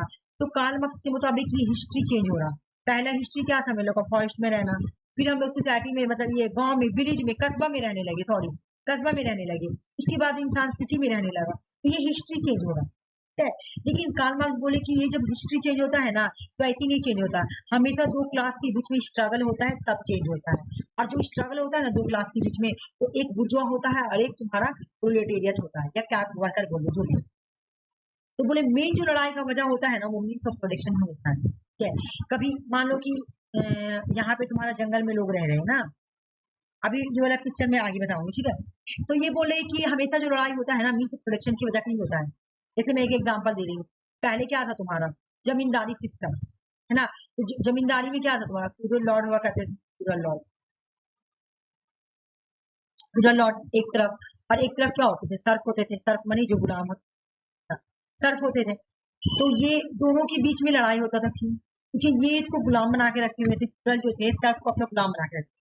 अब ये सब देखते थे, अब बस हद से ज्यादा हो गया, अब दोनों के बीच में लड़ाई होगा, अब दोनों के बीच में लड़ाई होगा, रिगुलेशन का, फिर चेंजिंग आएगा। तो लड़ाई क्यों हो रहा, कौन से प्रोडक्शन मैटर को लेके, हिस्ट्री चेंज हो रही पैसा को लेके, क्योंकि फ्यूडल जो है सर्फ के साथ एक्सप्लॉयटेशन कर रही है, इस वजह से लड़ाई हो रहा इस तरह से। तो हिस्ट्री भी चेंज हो रहा, तो मोड ऑफ प्रोडक्शन की वजह का, ठीक है। फिर बोला कि बेस एंड सुपर स्ट्रक्चर के बारे में उन्होंने बताया कि जो सुपर स्ट्रक्चर है ना, वो बेस के ऊपर खड़ा है। बेस क्या है, बेस इकोनॉमिक है। बेस क्या है, base refer to the economic, base क्या है, हम लोग किस पे खड़े हैं, मान लो कि तुम्हारा घर, घर किस पे, नीचे घर तो ऊपर घर है, ठीक है। मान लो कि यहाँ पे एक आदमी है, ठीक है, वैसे देखी होगी टावर रहता है, ठीक है ना, और ऐसे घर बना हुआ रहता है, हम लोग क्या बोलेंगे, टावर के ऊपर घर है, टावर ने घर को पकड़ के रखा है, उसे बोलते हैं ना।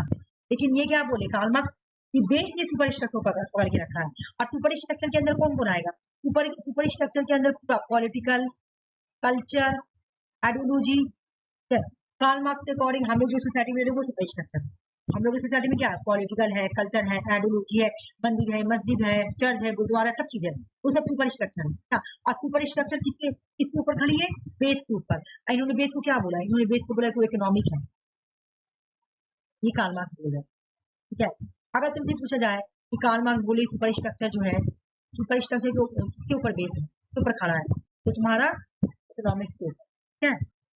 उसके बाद इन्होंने बोला ये जो चेंज हो रहा ना, इसे एक फ्यूडल आया, क्या, एक फ्यूडल आया, मतलब एक फ्यूडल आया, फिर लॉर्ड आया, फिर उसके बाद दूसरे, फिर तुम्हारा कैपिटलिज्म आएंगे, फिर कैपिटलिज्म के बाद तुम्हारा सोशलिज्म आएगा, फिर इंडस्ट्रीज आएगी, इस तरह हो रहा। तो ये जो है ना, ये डायलेक्टिकल चेंज हो रहा, चेंज हो रहा एक सोसाइटी, ये डायलेक्टिकल मेथड के थ्रू चेंज हो रहा। इसका मेन पर्पस क्या, मैटर, इन दोनों के बीच में भी लड़ाई हो रहा, तो मैटर को लेकर लड़ाई हो रहा, इन दोनों के बीच में भी लड़ाई हो रहा तो मैटर, मतलब कैपिटलिज्म और वर्कर के बीच में भी लड़ाई होगा तो मैटर को लेके होगा, ठीक है।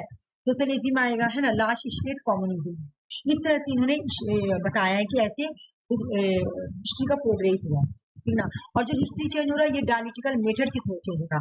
और ये जो डायलेक्टिकल मेथड में चेंज हो रहा है तो इसका पर्पस क्या है, मेन इंसान का पर्पस क्या है, क्यों, मैटर की वजह कर, पैसा की वजह कर चेंज हो रहा है, कि पैसा ही तो, पैसा को लेकर सब खड़ा है, सबको पैसा चाहिए, है ना। तो लोगों को पैसा नहीं मिला तो लोग क्या कर रहे हैं, ये फ्यूडल है और ये तुम्हारी फ्यूडल लॉर्ड है, यहाँ पे सर्फ है, ठीक है ना। तो इन दोनों के बीच में जब लड़ाई होगा तो सर्फ क्यों लड़ेगा फ्यूडल से कि आप मुझे ज्यादा पैसा दे, है ना, पैसा के लिए लड़ाई करेंगे। ये सब जो हो रहा ना, इसी को डायलिटिकल मेथड बोलते हैं, यानी चेंज हो रहा है ना। डायलिटिकल का मतलब क्या होता है, चेंज। उसके बाद यहाँ पे देखो इन्होंने बताया ये एक्चुअल में कहानी, मतलब वो तो समझ में आ गया। कार्ल मार्क्स बोल रहे ना कि सोसाइटी कैसा था पहला, एग्जाम में क्वेश्चन भी आया था क्रोनोलॉजिकल ऑर्डर में सजाने के लिए। इन्होंने बोला कि जब सोसाइटी स्टार्ट हुआ, हिस्टोरिकल कंडीशन जब स्टार्ट होगा ना, तो इंसान का जो कंडीशन था वो प्रिमिटिव कम्युनिज्म, ठीक है ना।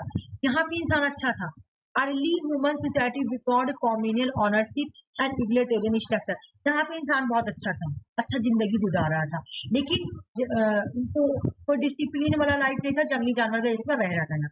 प्रिमिटिव कम्युनिज्म का मतलब क्या, हिंडर गैदरिंग वाला जिंदगी, मतलब तुम्हारा ये क्या नाम है, हंटिंग करना, ठीक है, हंटिंग करना, जानवरों को हंटिंग करके खाना खाना, इस तरह का जिंदगी गुजार रहे थे लोग, अच्छा था। ये हो गया तुम्हारा फर्स्ट कंडीशन, ठीक है ना, ये फर्स्ट तुम्हारा चेंजिंग आया, हाँ ये बाबा करता, ये पहला आया, ठीक है, अकॉर्डिंग टू कार्ल मार्क्स। पहले हिस्ट्री ऐसे डेवलप किया, पहला हिस्ट्री ये आया, ठीक है ना। उसके बाद तुम्हारा आया स्लेवरी, फिर उसके बाद आया तुम्हारा स्लेवरी।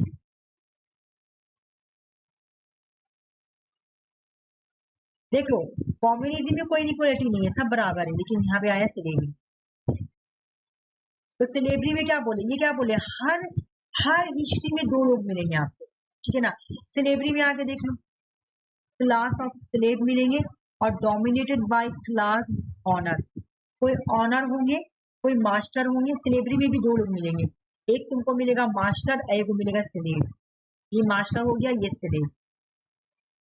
अब हिस्ट्री चेंज हो गई, हिस्ट्री चेंज होके कहाँ आई, तुम्हारा स्लेवरी में आ गई। तो हिस्ट्री का चेंज हुआ तो हिस्ट्री कहाँ आ गई, चेंज में। और ये चेंज हुआ क्यों, पर्पस क्या था, मैटर, थोड़ा हम लोग एडवांस हो जाए। लेकिन स्लेवरी जब पीरियड आया ना, तो यहाँ पे कुछ लोगों के पास पैसा आया, मास्टर के पास पैसा आ गया, और जो स्लेव थे वो स्लेव ही रह गए, ठीक है। अब इन दोनों के बीच में फिर लड़ाई हुआ, रिवोल्यूशन हुआ, है ना, लड़ाई हुआ, रिवोल्यूशन हुआ, तो कौन पीरियड आया, वो आ गया तुम्हारा फ्यूडलिज्म, फ्यूडलिज्म आया। फिर हिस्ट्री चेंज हुआ, फिर डायलेक्टिकल चेंज हुआ, फिर मैटर, फिर भी पर्पस क्या है सबका, मटेरियल कंडीशन, है ना। फिर क्या है, इसको मार भगा के क्या आया, फ्यूडलिज्म आया। और फ्यूडलिज्म भी दो दो दो लोग आ गए फ्यूडलिज्म में, एक तो तुम्हारा लॉर्ड आ गए, एक आ गए सर्फ। लॉर्ड का मतलब क्या, जमींदार। एक तो फ्यूडल लॉर्ड आ गए, एक लॉर्ड आ गए, और एक हो गए सर्फ, ठीक है। इस तरह से हिस्ट्री चेंज हो रहा। पर्पस क्या है सबका, सब डायलेक्टिकल मेथड से चेंज हो रहा, पर्पस क्या है, मैटर। हम एडवांस में जाएंगे, हम एडवांस में जाएंगे, है ना। तो फ्यूडलिज्म था, तो फ्यूडलिज्म ने क्या किया, लॉर्ड के पास पावर ज्यादा था, लॉर्ड किसको एक्सप्लॉइट कर रहे थे, सर्फ को एक्सप्लॉइट कर रहे थे। सर्फ ने क्या किया, फिर लॉर्ड को भगाया, जब इसको भगाया ना तो इसको भगाकर फिर क्या आ गया, तो इसको जब भगाया गया अब आएगा कैपिटलिज्म, कैपिटलिज्म आया और फ्यूडलिज्म को खत्म कर दिया गया। और फ्यूडलिज्म की जगह कौन आया, और फ्यूडलिज्म की जगह हिस्ट्री चेंज हुआ तो कौन आया, कैपिटलिज्म आया, कैपिटलिज्म। क्या है, कैपिटलिज्म आया। कैपिटलिज्म में भी दो आ गए, एक तो तुम्हारा बुर्जुआ, एक तो हो गया बुर्जुआ क्लास और एक हो गया प्रोलेटेरियन। इसको हम लोग बोलेंगे एक हो गया कैपिटलिज्म क्लास और एक हो गया तुम्हारा वर्कर क्लास, ठीक है। अब के बीच भी स्ट्रगल चलेगा। अब यहाँ पे कार्ल मार्क्स बोलेंगे ना कि अब इनके बीच भी क्लास स्ट्रगल चलेगा, रिवोल्यूशन होगा। अब उसके बाद तुम्हारा सोशलिज्म आएगा, सोशलिज्म कार्ल मार्क्स बोलेंगे कि उसके बाद सोशलिज्म आएगा। लेकिन सोशलिज्म जो आएगा ना वो टेम्पोररी पीरियड के लिए आएगा, जहाँ पे स्टेट के पास पावर चल जाएगा। सोशलिज्म का मतलब स्टेट के पास पावर चल जाना, ठीक ना, स्टेट के पास, यानी डिक्टेटरशिप और प्रोलेटेरिएट का डोट आया। यहाँ पे क्या आएगा, डिक्टेटरशिप और प्रोलेटेरिएट। जब सोशलिज्म आएगा ना तो पावर किसके पास रहेगा, डिक्टेटरशिप ऑफ द प्रोलेटेरिएट। मैं यहाँ पे लिख दे रही,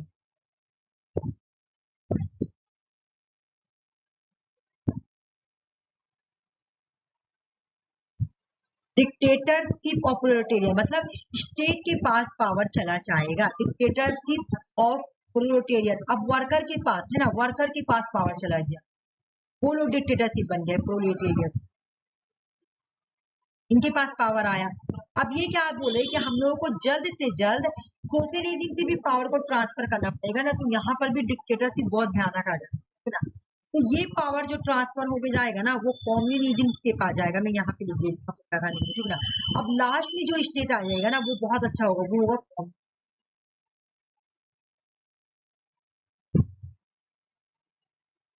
और ये जो कम्युनिज्म होगी ना ये कैसी होगी पता है, ये कम्युनिज्म होगी क्लास बेस्ड, यहाँ पे किसी भी तरह का क्लास नहीं होगा, स्टेट बेस्ड सोसाइटी होगी, ठीक है।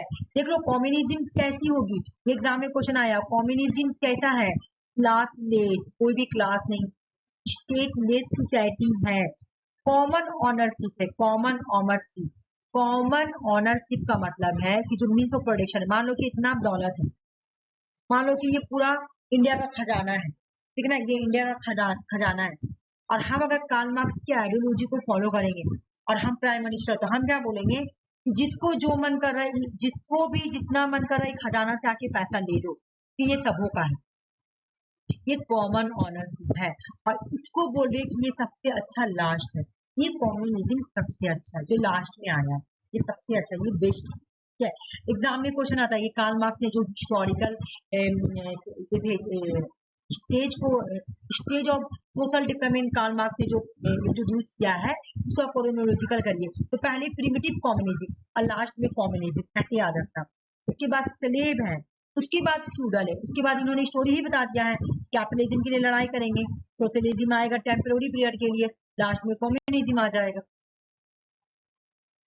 ठीक है। ये वाला एक खाली समझ लो कार्ल मार्क्स क्या बोले, वही वही जो मैं आगे बता ना, यही Karl Marx base and superstructure के बारे में क्या बोले, ये बात समझ। कार्ल मार्क्स बोले ना कि जितना भी रिलीजन हो, जितना भी सोशल एजुकेशन हो, जितना भी कल्चर एंड कस्टम्स हो, जितना भी फैमिली हो, जितना भी आइडियोलॉजी हो, जितना भी रूल्स एंड लॉ हो, ये सब सुपर स्ट्रक्चर है, ठीक है। लेकिन इस सुपर स्ट्रक्चर को पकड़कर कौन रखा हुआ है, इस सुपर स्ट्रक्चर को सेव कौन कर रहा है, बेस। देखो बेस, बेस को इन्होंने क्या बोला, बेस को इन्होंने इकोनॉमिक स्ट्रक्चर बोला, बेस को इन्होंने मशीन इंडस्ट्रीज कैपिटलिज्म ये सब बोला। बेस, बेस सेव कर रहा है, क्या सेव कर रहा है, देखो यहाँ पे लिखा हुआ, ठीक है। और यहाँ पे क्या याद करना है, ये वाला कार्ल मार्क्स के according super structure is a reflection of base. ये कार्ल मार्क्स बोलते हैं सुपर स्ट्रक्चर वो बेस का रिफ्लेक्शन है।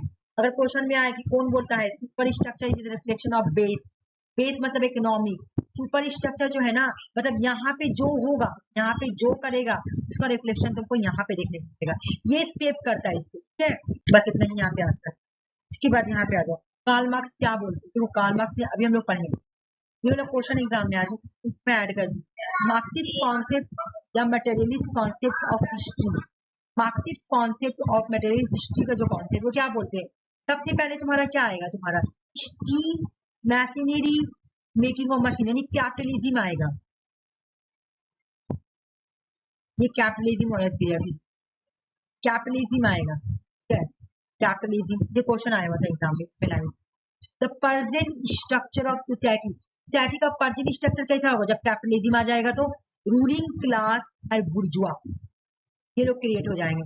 जब कैपिटलिज्म आएगा तो कौन कौन रहेगा, कैपिटलिज्म आएगा तो कौन रहेगा, बुर्जुआ क्लास, बुर्जुआ क्लास, बुर्जुआ क्लास का, सॉरी मैं बता रही हूँ कि जब कैपिटलिज्म आएगा ना तो यहाँ पे सोसाइटी में किसका स्ट्रक्चर बनेगा, स्ट्रक्चर कौन क्रिएट करेगा। अभी हम लोग पढ़े ना कि बेस करता है, तो बेस कौन होता है, कैपिटलिज्म, कैसा इकोनॉमिक। तो बोले जब कैपिटलिज्म आएगा तो जो प्रेजेंट स्ट्रक्चर सोसाइटी का होगा ना वो क्रिएट करेगा रूलिंग क्लास एंड बुर्जुआ। सॉरी आज का, अगर आज का मैं बोलूं, आज का जो जैसे कैपिटलिज्म आया, इंडस्ट्रीज आया, अरे यार मैं बता रही हूँ, जब कैपिटलिज्म आया, इंडस्ट्रीज आई, इंजन आया है ना, मशीन बने, तो यानी कैपिटलिज्म आया, यानी इंडस्ट्रीज आया। ओके, तो बोला कि जो the present structure of society is the creation of the current ruling class and bourgeois. तो बोला कि ये किसने किया हो, ठीक है, ये किसने स्टैब्लिश किया है, ऐसे नहीं, ये एक्चुअल में ना एग्जाम में क्वेश्चन आया हुआ तो मुझे आना चाहिए, ठीक है। देखो क्या हुआ, जब तुम्हारा देखो यहाँ लिखा हुआ ऑन अंडर फ्यूडलिज्म, फ्यूडलिज्म को हटाकर, है ना, फ्यूडलिज्म को हटाकर कैपिटलिज्म आया था, ठीक है। फ्यूडलिज्म को हटाकर जब कैपिटलिज्म आया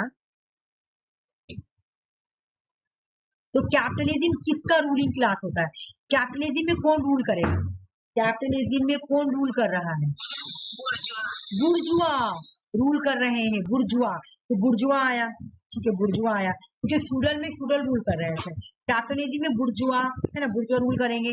क्या कैपिटलिज्म, जबकि capitalist mode of production more and more transformation the great majority of population proletarian, बोला जबकि पॉपुलेशन किसका ज्यादा रहेगा, प्रोलेटेरियन का। दो लोग रहेंगे, एक तो रहेंगे तुम्हारा प्रोलेटेरियन और एक रहेंगे तुम्हारा बुर्जुआ। लेकिन बुर्जुआ जो है वो क्या कर रही है, इसको रूल कर रही है कैपिटलिज्म को। अब मेजोरिटी किसका ज्यादा है, मेजोरिटी किसका ज्यादा है, तुम्हारा प्रोलेटेरियन, वर्किंग क्लास का मेजोरिटी ज्यादा है ना। It's creative power that force A complies regulation against capitalism. अब ये लोग क्या करेंगे, प्रोलेटेरियन रेगुलेशन कर देंगे पावर को लेने के लिए, क्यों, क्योंकि इनका मेजोरिटी ज्यादा है। जब ये अपना रूलिंग को स्टैब्लिश कर देंगे, है ना, कैपिटलिज्म ने अपने रूलिंग को स्टैब्लिश किया तो वही सोशलिज्म आया, ये जो रेगुलेशन हो रहा था ये सोशलिज्म आया, ठीक है। जब रेगुलेशन हुआ ना तो ये सोशलिज्म आया, ठीक है, सोशलिज्म आया। यानी अब ये लोग जब रेगुलेशन कर रहे हैं कैपिटलिज्म के अगेंस्ट, यहाँ पे क्या आया, सोशलिज्म आया, ठीक है। The proletariat seized political power and turned means of production state property. उन्होंने क्या किया, उसको हरा के अपने पावर ले लिया। अब लास्ट में क्या किया जाएगा, हमको प्रोलेटेरियट को भी खत्म करना है ना। अब हमको सोशलिज्म को भी खत्म करना है लास्ट में, नहीं तो सोशलिज्म क्या बन जाएगा, वो डिक्टेटरशिप बन जाएगा। तो हमको सोशलिज्म मतलब क्या, डिक्टेटरशिप ऑफ प्रोलेटेरियट, है ना। तो अब हमको प्रोलेटेरियट को भी खत्म करना है ना। प्रोलेटेरियट एब्यूज इटसेल्फ, लास्ट में हमको किसको खत्म करना है, प्रोलेटेरियट को, है ना। तो ये तुम्हारा हो गया एंडिंग वाला पार्ट, प्रोलेटेरियट को खत्म करेंगे और लास्ट में आ जाएगा तुम्हारा कम्युनिज्म।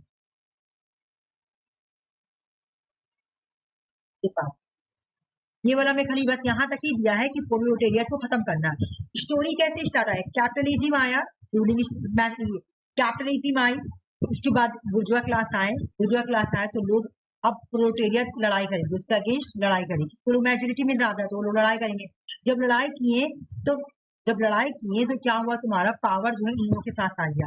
अब जब पावर इन लोगों के पास, जो प्रोलेटेरियट है ना, उनको भी पावर देके देखो, बोला क्या, ये लोग प्रोलेटेरियट सीख पॉलिटिकल पावर उनके पास आ गया, means of production, state property सब उनके पास आ गया। अब पावर भी हम उनको ज्यादा दिन तक नहीं छोड़ेंगे, अब हम लोग को प्रोलेटेरियट को भी खत्म करना है, लास्ट में हम उसको खत्म कर देंगे, ठीक है। उसके बाद इन्होंने अपने एक बुक लिखा था इकोनॉमिक एंड फिलोसफिकल मैन्युस्क्रिप्ट 1844 में। इस बुक को पेरिस मैन्युस्क्रिप्ट भी बोला था। इस बुक में ये 4 तरह का एलिनेशन के बारे में बात करते हैं। देखो एलिनेशन होता है, मैं शॉर्ट कट में पढ़ाऊंगी। 4 तरह का एलिनेशन होता है। एलिनेशन लेबर, छुटा वर्ग है ना।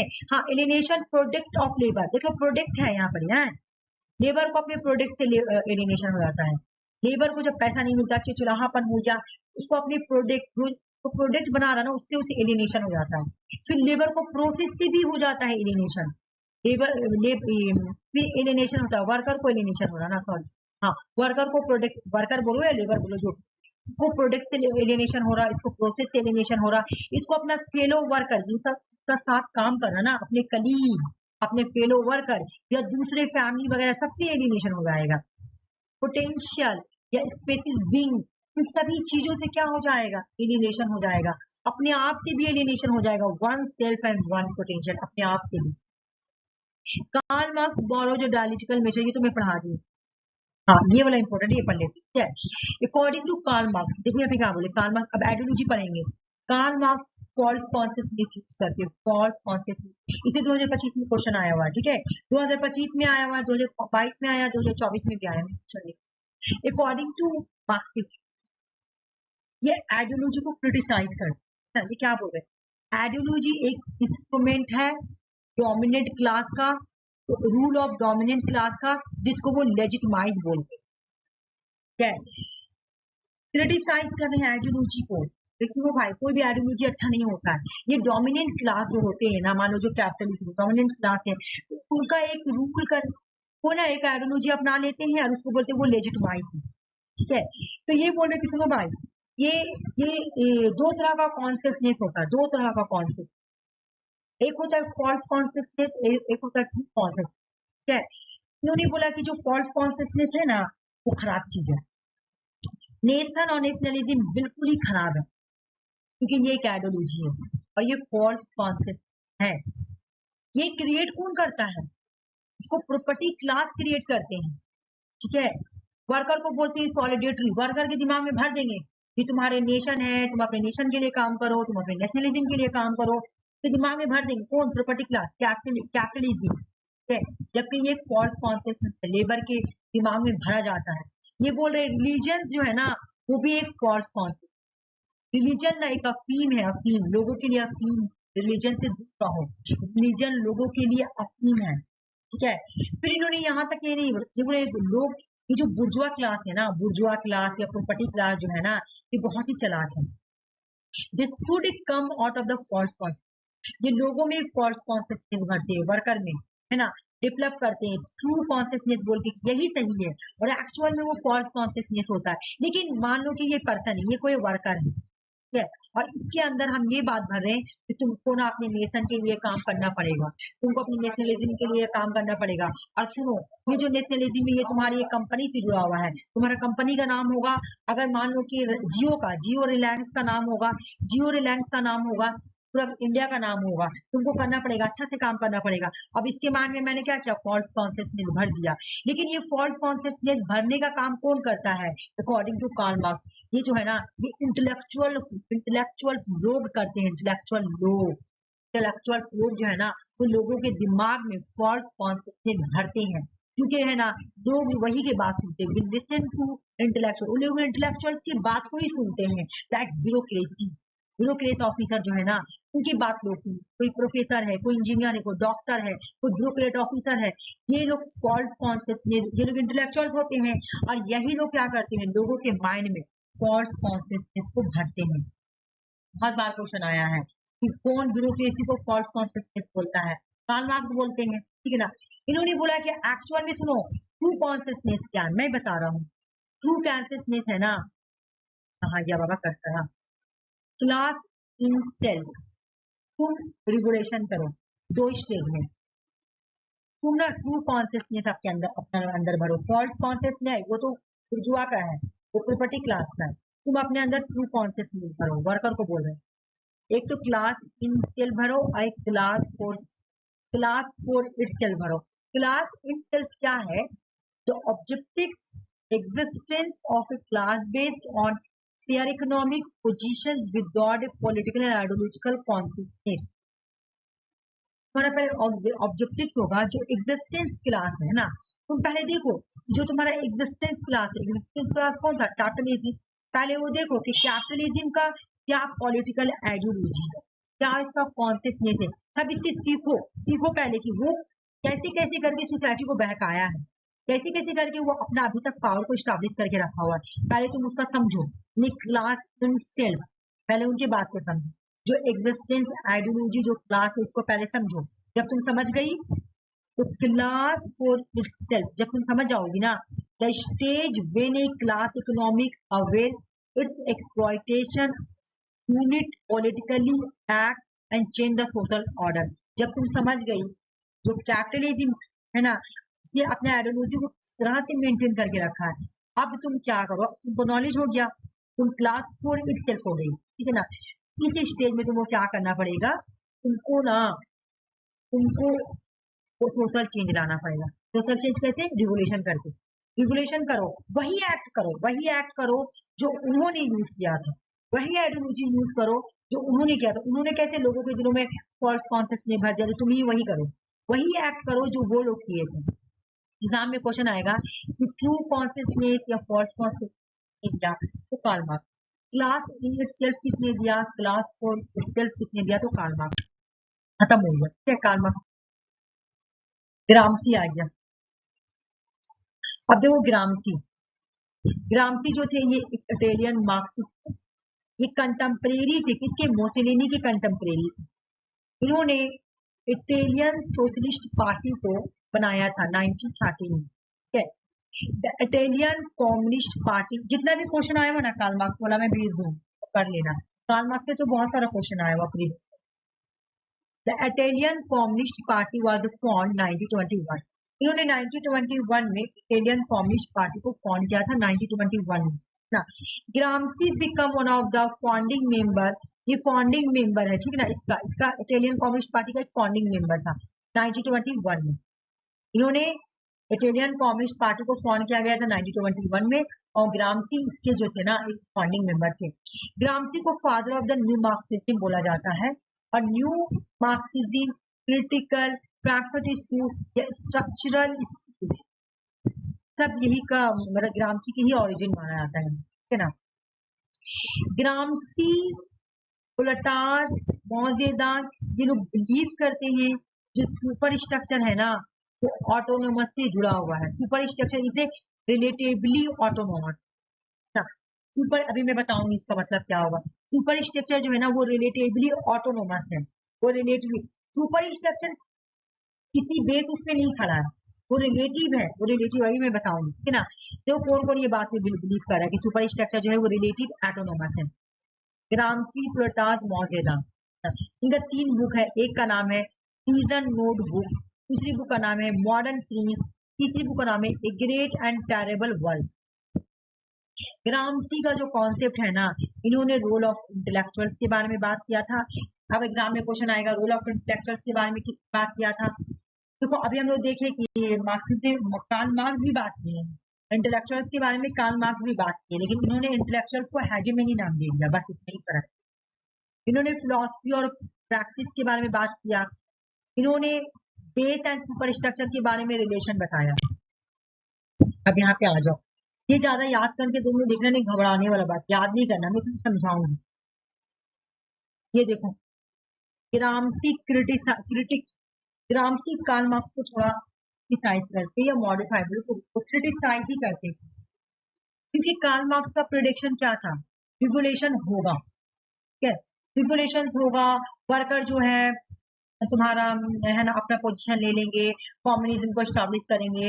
तो जब ग्रामसी ने जब री एग्जामिन किया मार्क्स का, उन्होंने देखा अरे बाबा ये तो he wanted to know why Marx predictions have gone wrong. मतलब देखो कार्ल मार्क्स ने क्या प्रेडिक्शन किया था कि तुम्हारा कैपिटलिज्म को खत्म करेंगे और उसके बाद कम्युनिज्म आएगी, इस तरह से होगा।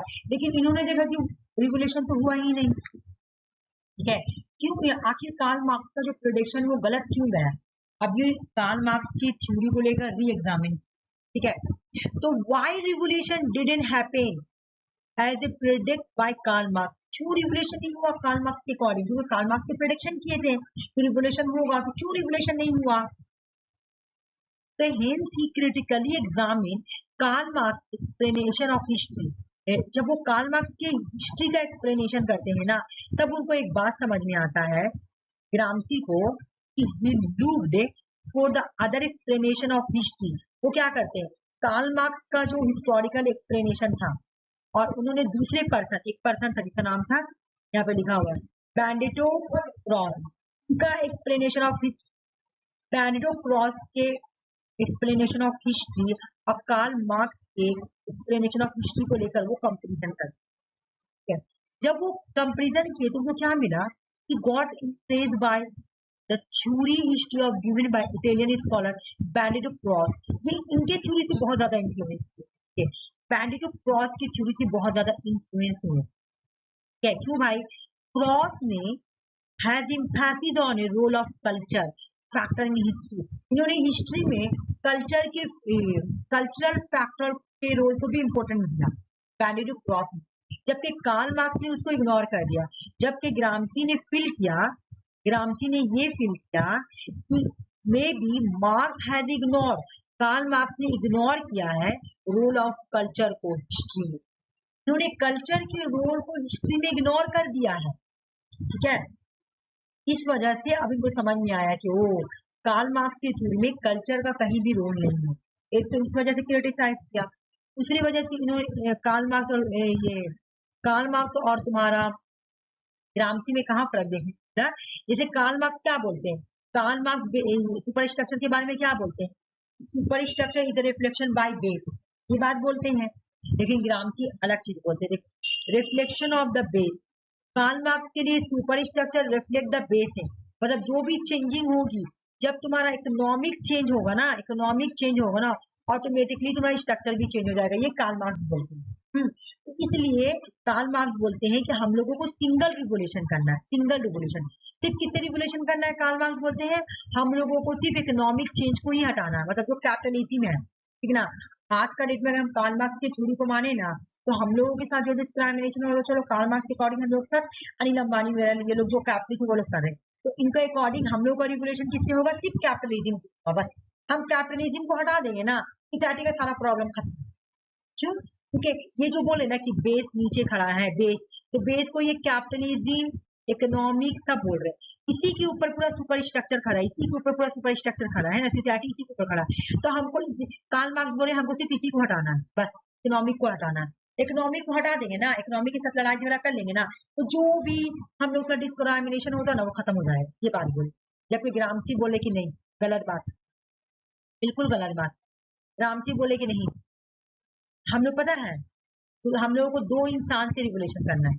मैं तो मान रहा हूँ, मैं मान रहा हूँ कि हमको कैपिटलिज्म को हटाना है, कैपिटलिज्म से रिवोल्यूशन करना है।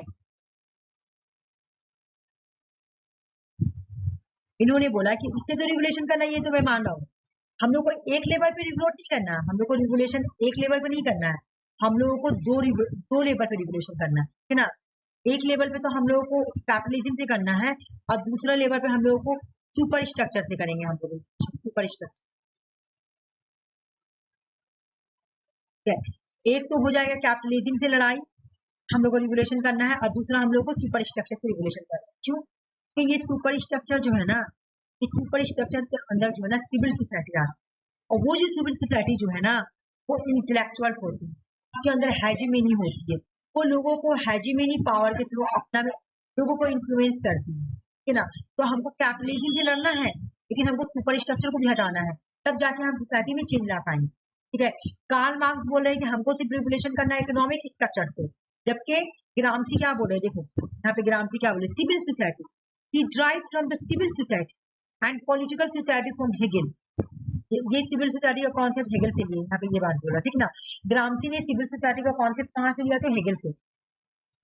The state cannot be understood through the understand the civil society, हम लोग सिविल सोसाइटी के बगैर स्टेट को समझ ही नहीं सकते, ग्रामसी बोल रहे हैं।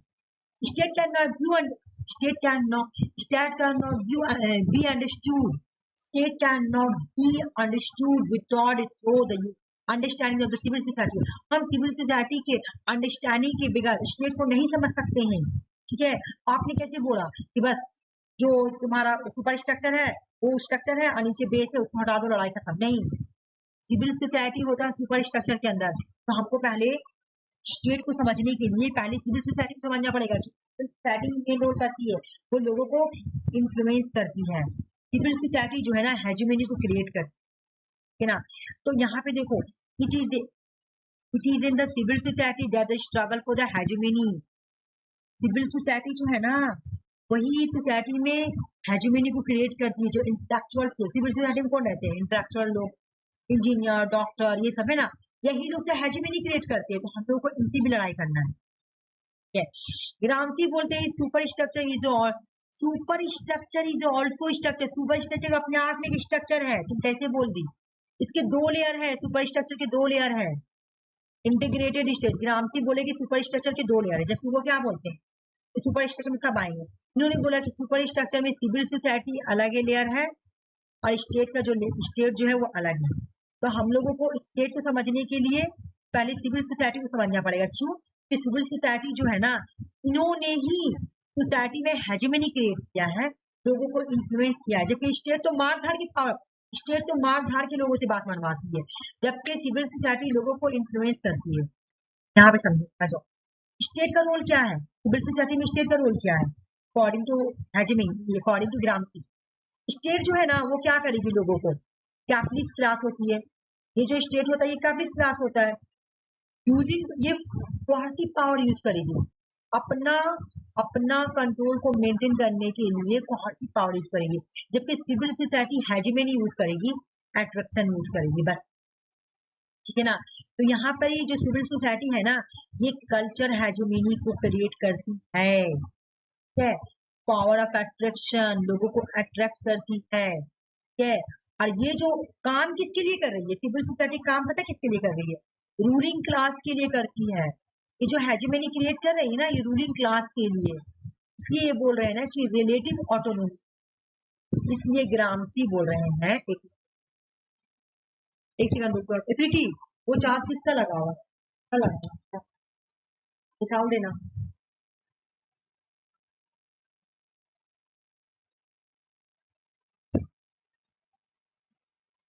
ये लगा दो तो चला, तो ये लगा। ठीक है, तो समझ में आया कि ये क्या बोल रहे हैं कि हमको किससे लड़ाई करना है, स्टेट से तो लड़ना है। ठीक है, कैपिटलिज्म को तो खत्म करना है, लेकिन हम लोगों को सिविल सोसाइटी को भी खत्म करना होगा। और जो सिविल सोसाइटी क्या कर रही है, कल्चरल हेजेमनी को क्रिएट कर रही है, लोगों को इन्फ्लुएंस कर रही है। ठीक है ना, यानी ये रिलेटिव ऑटोनोमी है। सुपर स्ट्रक्चर जुड़ा हुआ है, किससे जुड़ा हुआ है, वो तो जुड़ा हुआ है सुपर स्ट्रक्चर किससे रिलेटिव ऑटोनोमी है, वो इकोनॉमिक बेस से जुड़ा हुआ है। इसलिए मौदेदान, अपर्टास और तुम्हारे ग्रामसी बोलते हैं ना जो सुपर स्ट्रक्चर है ना वो रिलेटिव ऑटोनोमी है। वो जो सुपर स्ट्रक्चर है ना वो इकोनॉमिक बेस के साथ जुड़ा हुआ है, इन लोगों दोस्ती है दोनों का, रिलेटिव ऑटोनोमी। ठीक है, कल्चर एंड आइडियोलॉजी, देखो स्टेट जो है लोगों से अपने बात कैसे मनवा रही है, मार धाड़ कर, लेकिन सिविल सोसाइटी क्या कर रही है, लोगों से बात मनवा रही है लेकिन लोगों को अट्रैक्शन कर पावर ऑफ अट्रैक्शन यूज करके। तो ग्रामसी यहाँ पे यूज करते कि ये सब जो काम कर रहा है ना ये लोगों को अट्रैक्ट कर रहा है, अट्रैक्शन ऑफ पावर यूज कर रहा है ना, यही को ग्रामसी बोले कि ये हेजेमनी है, जिसके जरिए लोगों को क्या कर रहा है, ये पावर ऑफ अट्रैक्शन है। ठीक है, तो उसके बाद इन्होंने बोला कि अब ये एक मेरी बात सुनो, ये जो रोल ऑफ ये जो तुम्हारा सिविल सोसाइटी में जो सिविल सोसाइटी के अंदर इंटेलेक्चुअल्स काम करते हैं, सिविल सोसाइटी के अंदर जो रहते हैं उसको बोला जाता है इंटेलेक्चुअल। लोगों का नाम क्या है, इंटेलेक्चुअल। और ये इंटेलेक्चुअल दो तरह के, ठीक है, एक होता है ट्रेडिशनल इंटेलेक्चुअल्स और एक होता है ऑर्गेनिक इंटेलेक्चुअल्स। एग्जाम में क्वेश्चन आया हुआ है तो ऑर्गेनिक इंटेलेक्चुअल का कॉन्सेप्ट दे दिया है ग्रामसी ने। इन्होंने क्या बोला, स्टोरी पढ़ो, स्टोरी क्या है कि ग्रामसी क्या बोल रहे हैं, जैसे कार्ल मार्क्स क्या बोल रहे हैं कि हम लोगों को क्या करना है, सिर्फ सुपर स्ट्रक्चर से ये बेस पे लड़ाई करेंगे और बेस को हटा देंगे, जो भी इनइक्वालिटी खत्म हो जाएगा। जबकि ग्रामसी क्या बोल रहे हैं कि हम लोगों को अगर रेगुलेशन करना है तो हम लोगों को सुपर ये सिविल सोसाइटी से भी लड़ाई करना होगा और हम लोगों को स्टेट से भी लड़ाई करना होगा, तब रेगुलेशन करना होगा। क्यों? अब मेन जो खतरनाक है ना स्टेट से भी ज्यादा, वो तुम्हारा खतरनाक है सिविल सोसाइटी। सिविल सोसाइटी के अंदर इंटेलेक्चुअल्स रहते हैं।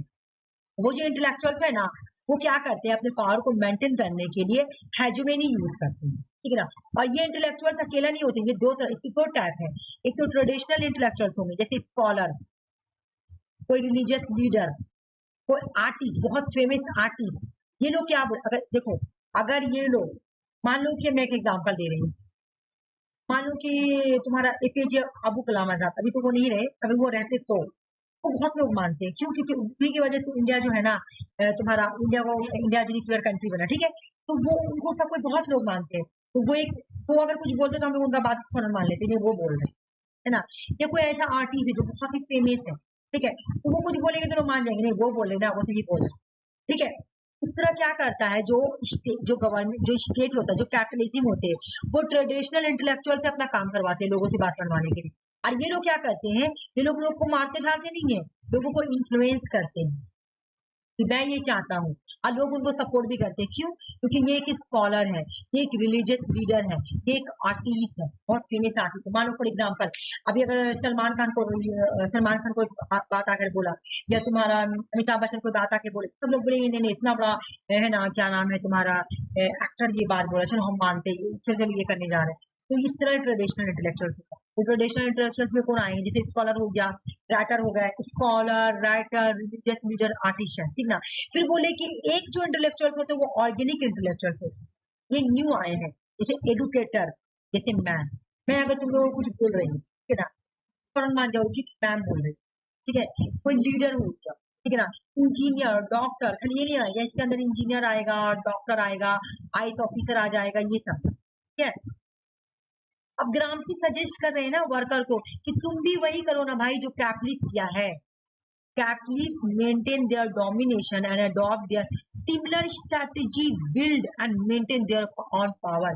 ग्रामसी वर्कर को सजेशन दे रहे हैं कि तुम भी वही पावर, वही स्ट्रेटेजी, वही आइडियोलॉजी यूज करो जो कैपिटलिज्म ने यूज किया था अपने पावर को मेंटेन करने की, ठीक है। उसके बाद ग्रामसी बोल रहे हैं ना कि तुम लोगों को दो तरह का वार करना है, दो तरह का वार, ठीक है। ये भी एग्जाम में क्वेश्चन आया कि वॉर ऑफ न्यूनरू के बारे में कौन बात करे, तो ग्रामसी बोलते हैं कि रिवोल्यूशन करना होगा, तो भाई में वो आइडियोलॉजी क्रिएट वगैरह कर दिया, ये सब तुम्हारा काम है, फिर लोगों को रिवोल्यूशन करना है। तो रिवोल्यूशन करने के लिए उनको दो तरीके से रिवोल्यूशन करना है, ठीक है। तुम ऐसे सडनली किसी से मत चल जाओ लड़ाई करने के लिए। तुमको मान लो कैपिटलिज्म में चेंजिंग लाना है ना, ये सोसाइटी है, तो तुमको सोसाइटी में क्या करना है, कैपिटलिज्म को हटाकर तुमको कम्युनिज्म लाना है। तुमको सबसे पहले क्या करना है, पहले लोगों को तुम वॉर ऑफ पोजीशन, पहले लोगों को तुम देखो कि अगर बातों से मेरे अट्रैक्शन से, मेरे हेजुमेनी यूज से, मेरे अट्रैक्शन से, अगर मेरी बातों से लोग मेरी तरफ आ रहे हैं, तो पहले उसको आने दो, वॉर ऑफ पोजीशन, पहले उनको आने दो। पहले लोगों को बताओ क्या खराबी क्या अच्छा है, पहले लोगों को अट्रैक्ट करो, ठीक है। पहले लोगों को वॉर ऑफ पोजीशन करो, पहले लोगों को अट्रैक्ट करो। मतलब पहले तो क्या करो, सिविल सोसाइटी और काउंटर हेजेमनी, सिविल सोसाइटी के अगेंस्ट लोगों को बताओ कि देखो ये है वो है ना, और हेजेमनी को खत्म करो, कर दी। सिविल सोसाइटी का हेजेमनी खत्म हो गया, लोग आपके तरफ अगर आ गए, मान लो कि आधा लोग आपके तरफ आ गए, अट्रैक्ट हो गए, ठीक है ना, यानी वॉर ऑफ पोजीशन आपका 50% कंप्लीट हो गया। अब आधा लोग को भी वार लाना है। अब आधा लोगों को लाने के लिए ना आपको वार ऑफ न्यूनरू करना पड़ेगा। वार ऑफ न्यूनरू में क्या होगा, डायरेक्ट एक्शन करो, मार धाड़ करो, कैप्चर कर लो स्टेट को, ये करो, ठीक है, ये करो। दो तरह को वार करो, ऐसे सडनली मत चल जाओ। पहला वार करो, काल मत कर बदो, बस इकोनॉमिक को मारो और भागा दो, है ना, वो बोलते हैं। लेकिन ये क्या बोले कि नहीं, पहले तुम क्या करो, लोगों को बताओ कि सिविल सोसाइटी ये है, खराबी दिखाओ, काउंटर हेजिमनी, उनके हेजिमनी को खत्म करो, लोगों को हमें तरफ अट्रैक्ट करो। अगर लोग तुम्हारी तरफ अट्रैक्ट हो गए, तो जितना लोग अट्रैक्ट हुए, जितना लोग बचे ना, डायरेक्ट कैप्चर करो, डायरेक्ट जाके अटैक करो, ठीक है। वार ऑफ न्यूनरू और वार ऑफ पोजीशन, दो तरह के वार के बारे में बोले। ग्रामसी के फिलोसफी ऑफ प्रैक्टिस, ये लास्ट है। The philosophy of praxis is Gramsci term of Marxism. ये जो philosophy of practice है ना, ये ग्रामसी मार्क्सिज्म के टर्म के लिए यूज करते हैं। ये रिलेशन बताते हैं फिलॉसफी और आइडियोलॉजी के बीच में क्या रिलेशन होता है, क्या इंटरकनेक्टेड होता है, ये क्या बता रहे हैं। देखो ये बोले ना, प्रोग्रेस एक आइडियोलॉजी है ना, प्रोग्रेस इज एन आइडियोलॉजी। यहाँ पे फिलॉसफी और प्रैक्टिस क्या है, ये एक फिलॉसफी एंड आइडियोलॉजी के बीच में रिलेशन है, इंटरकनेक्टेड है। तो ये बोले जो प्रोग्रेस है ना वो आइडियोलॉजी, ठीक है, और becoming is a philosophical concept है, और ये एक फिलोसफिकल कंसेप्शन बन जाता है। देखो मैं समझा रही हूँ, ये बिल्कुल रीजनिंग का जैसा है कि जो प्रोग्रेस है ना, प्रोग्रेस क्या है, आइडियोलॉजी, ठीक है। देखो और आइडियोलॉजी, और आइडियोलॉजी क्या है, फिलोसफिकल कंसेप्शन बन सकता है, मतलब कोई भी फिलोसफी इसको ले सकता है, ठीक है। फिर क्या बोल रहा हूँ, becoming is a philosophical concept from A progress. लेकिन बोला कि फिलोसफिकल जो कॉन्सेप्ट है, ये फिलोसफिकल कॉन्सेप्ट है, फिलोसफिकल कॉन्सेप्ट में तुम्हारा प्रोग्रेस नहीं होगा, हो भी सकता है नहीं भी हो सकता। मान लो कि तुम कोई आइडियोलॉजी लाई, ठीक है ना, कोई आइडियलिज्म लाई, ठीक है ना, मान लो कि तुम कोई आइडियोलॉजी लाई, मान लो कि तुम बोली आइडियलिज्म, ठीक है, तुम ये वाला आइडियोलॉजी लाई, ठीक है, ये आइडियोलॉजी लाई, और ये वाला जो ये फिलोसफी कंसेप्शन इसको एक्सेप्ट कर लिया।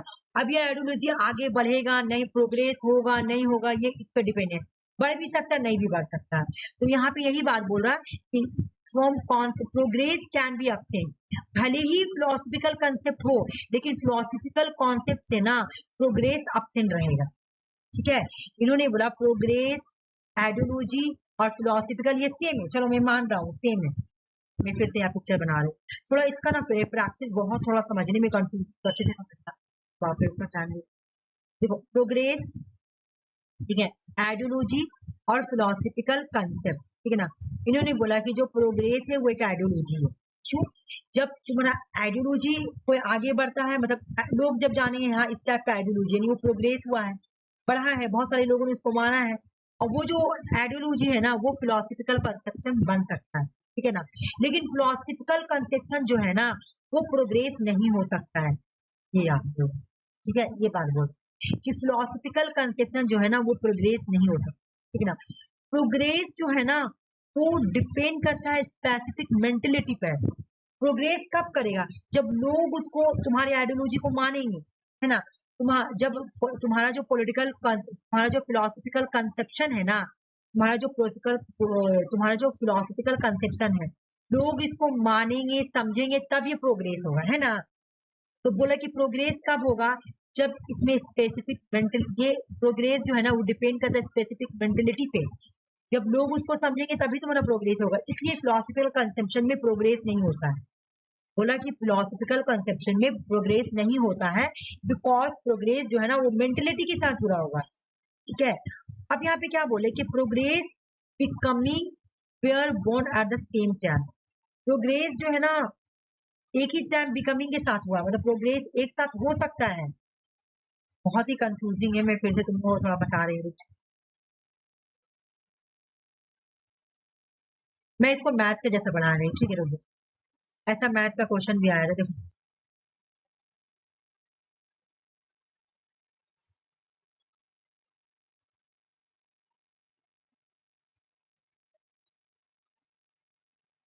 ये बोले प्रोग्रेस जो है वो आइडियोलॉजी बराबर है दोनों।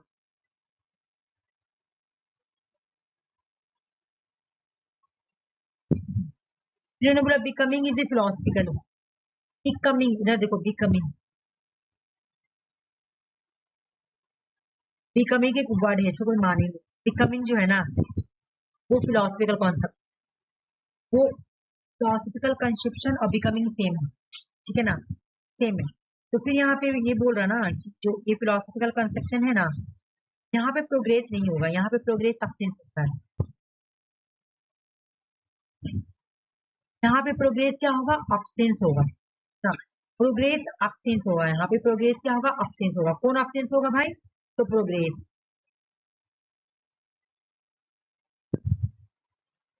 फिलोसफिकल कॉन्सेप्ट से प्रोग्रेस जो है वो तुम्हारा अब्सेंस होगा, ठीक है, ये बात याद है, याद कर,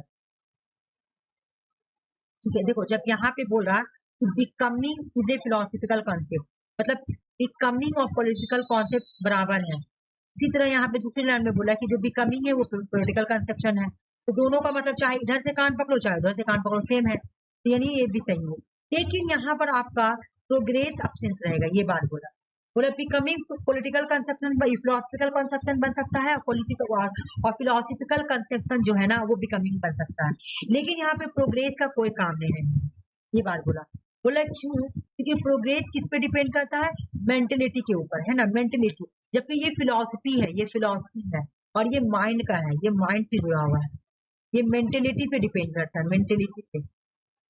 तुम्हारा मेंटेलिटी क्या है तब तो तुम किसी फिलॉसफी को मानोगे, है ना, ये मेंटेलिटी पे डिपेंड करता है, ठीक है। उसके बाद बोला कि जो प्रोग्रेस है ना एंड बिकमिंग है ना, ये दोनों एक ही दिन पैदा हुआ, ये बात सही है, ये लोग दोनों का पैदाइश एक दिन हुआ है, ठीक है ना।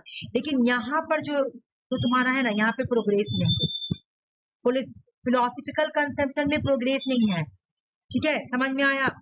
प्रोग्रेस और आइडियोलॉजी सेम है, ठीक है ना, और बिकमिंग और फिलोसफिकल कंसेप्शन सेम है, लेकिन फिलोसफिकल जो कंसेप्शन है यहाँ पे प्रोग्रेस नहीं होगा, दम प्रोग्रेस नहीं होगा, जबकि बिकमिंग और प्रोग्रेस का जन्म, ठीक है ना, एक ही दिन हुआ है एट द सेम टाइम में।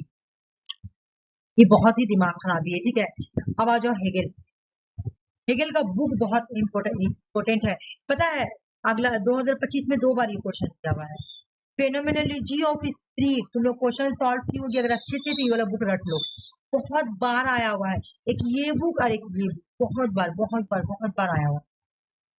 Phenomenology of spirit, phenomenology of spirit, science of logic, encyclopedia philosophical science, philosophy of rights, individual भी आया ये क्वेश्चन कि फिलोसफी ऑफ राइट्स का डेट क्या है, 1821,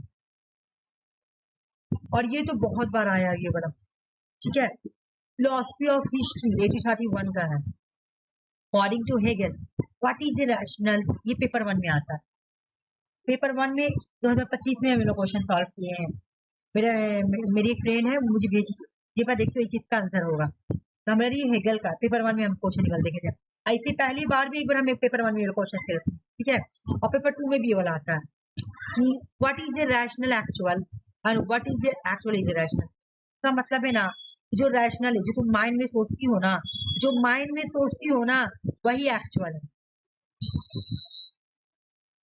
और जो एक्चुअल में होता है ना, यानी तुम सोची हो, तुम सोची हो, तुम्हारे माइंड में आया है इसलिए हुआ है, तो यहाँ पे बोले कि जो रैशनल है भाई वही एक्चुअल है, जो एक्चुअल वही रैशनल है, मतलब हम जो माइंड में सोचते हैं ना वही मेरे साथ होता है, ठीक है, इनका मतलब ये इनका ख्याल था।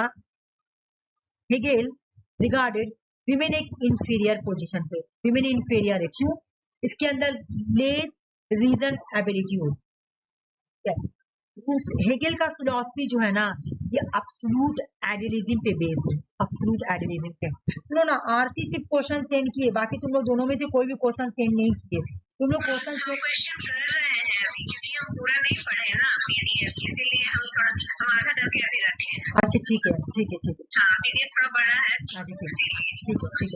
यहाँ पे देखो हेगेल का जो डायलिटिकल है ना, हेगेल का वो आइडियोलॉजी पे बेस्ड है, आइडिया पे बेस्ड है, अभी हम बताए भी आइडिया पे बेस्ड, क्यों?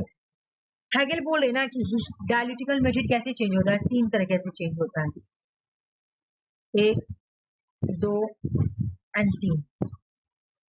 इन्होंने बोला कि सबसे पहले फैमिली आई, ठीक है, सबसे पहले फैमिली आई, इन्होंने क्या बोला, देखो थेसिस होता है, एक एंटीथेसिस होता है, एक सिंथेसिस होता है, ये बोले फैमिली जो होता है वो थेसिस होता है, सिविल सोसाइटी एंटीथेसिस होता है, और स्टेट जो होता है ना सिंथेसिस। हेगेल स्टेट को बहुत मानते हैं, इनके लिए स्टेट बहुत इंपॉर्टेंट, याद रखना।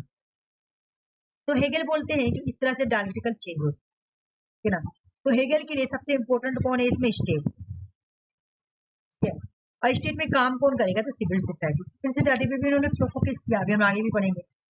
डिस्पोटिज्म, फिर उन्होंने बोला कि हिस्ट्री ऐसे भी चेंज होता है, डायलिटिकल ऐसे भी चेंज होता है कि पहले हिस्ट्री में डिस्पोटिज्म आता है, डिक्टेटरशिप, जिसे हम लोग थेसिस बोलते हैं, ठीक है, उसके बाद डेमोक्रेसी आता है जिसको हम लोग एंटीथेसिस बोलते हैं, उसके बाद कॉन्स्टिट्यूशनल मोनार्की आता है जिसको हम लोग सिंथेसिस बोलते हैं।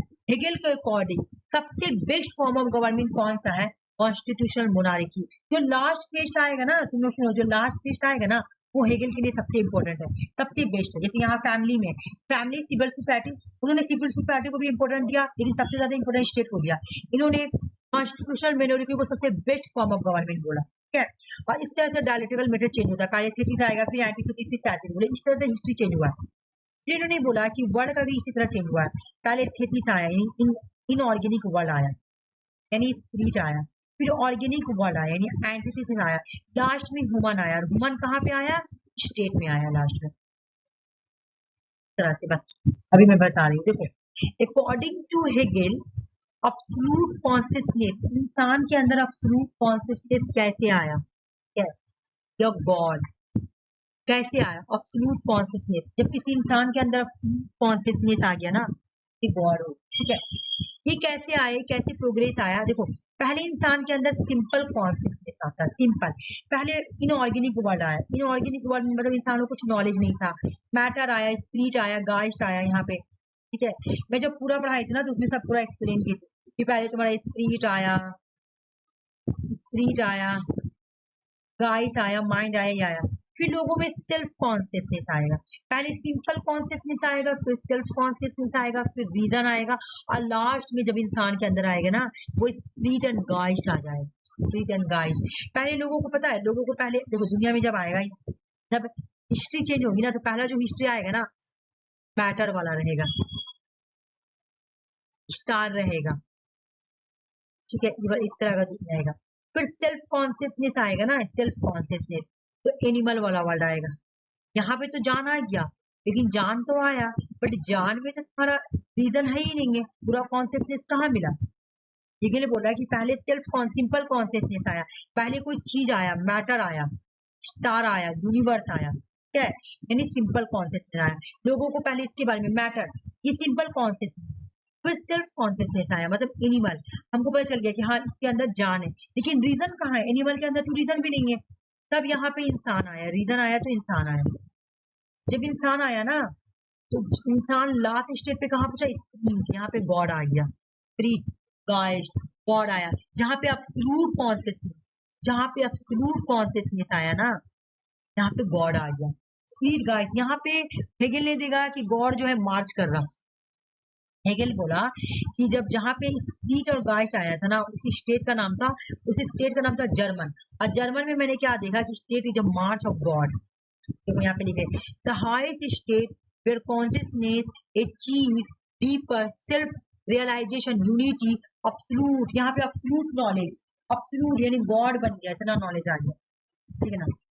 इनका इसीलिए इनको आइडियोलॉजी, इसीलिए इनका जो डायलिटिकल मेथड है ना आइडियोलॉजी पे बेस्ड है, आइडिया पे बेस्ड है, ये हो ही नहीं सकता ऐसा बात, है ना।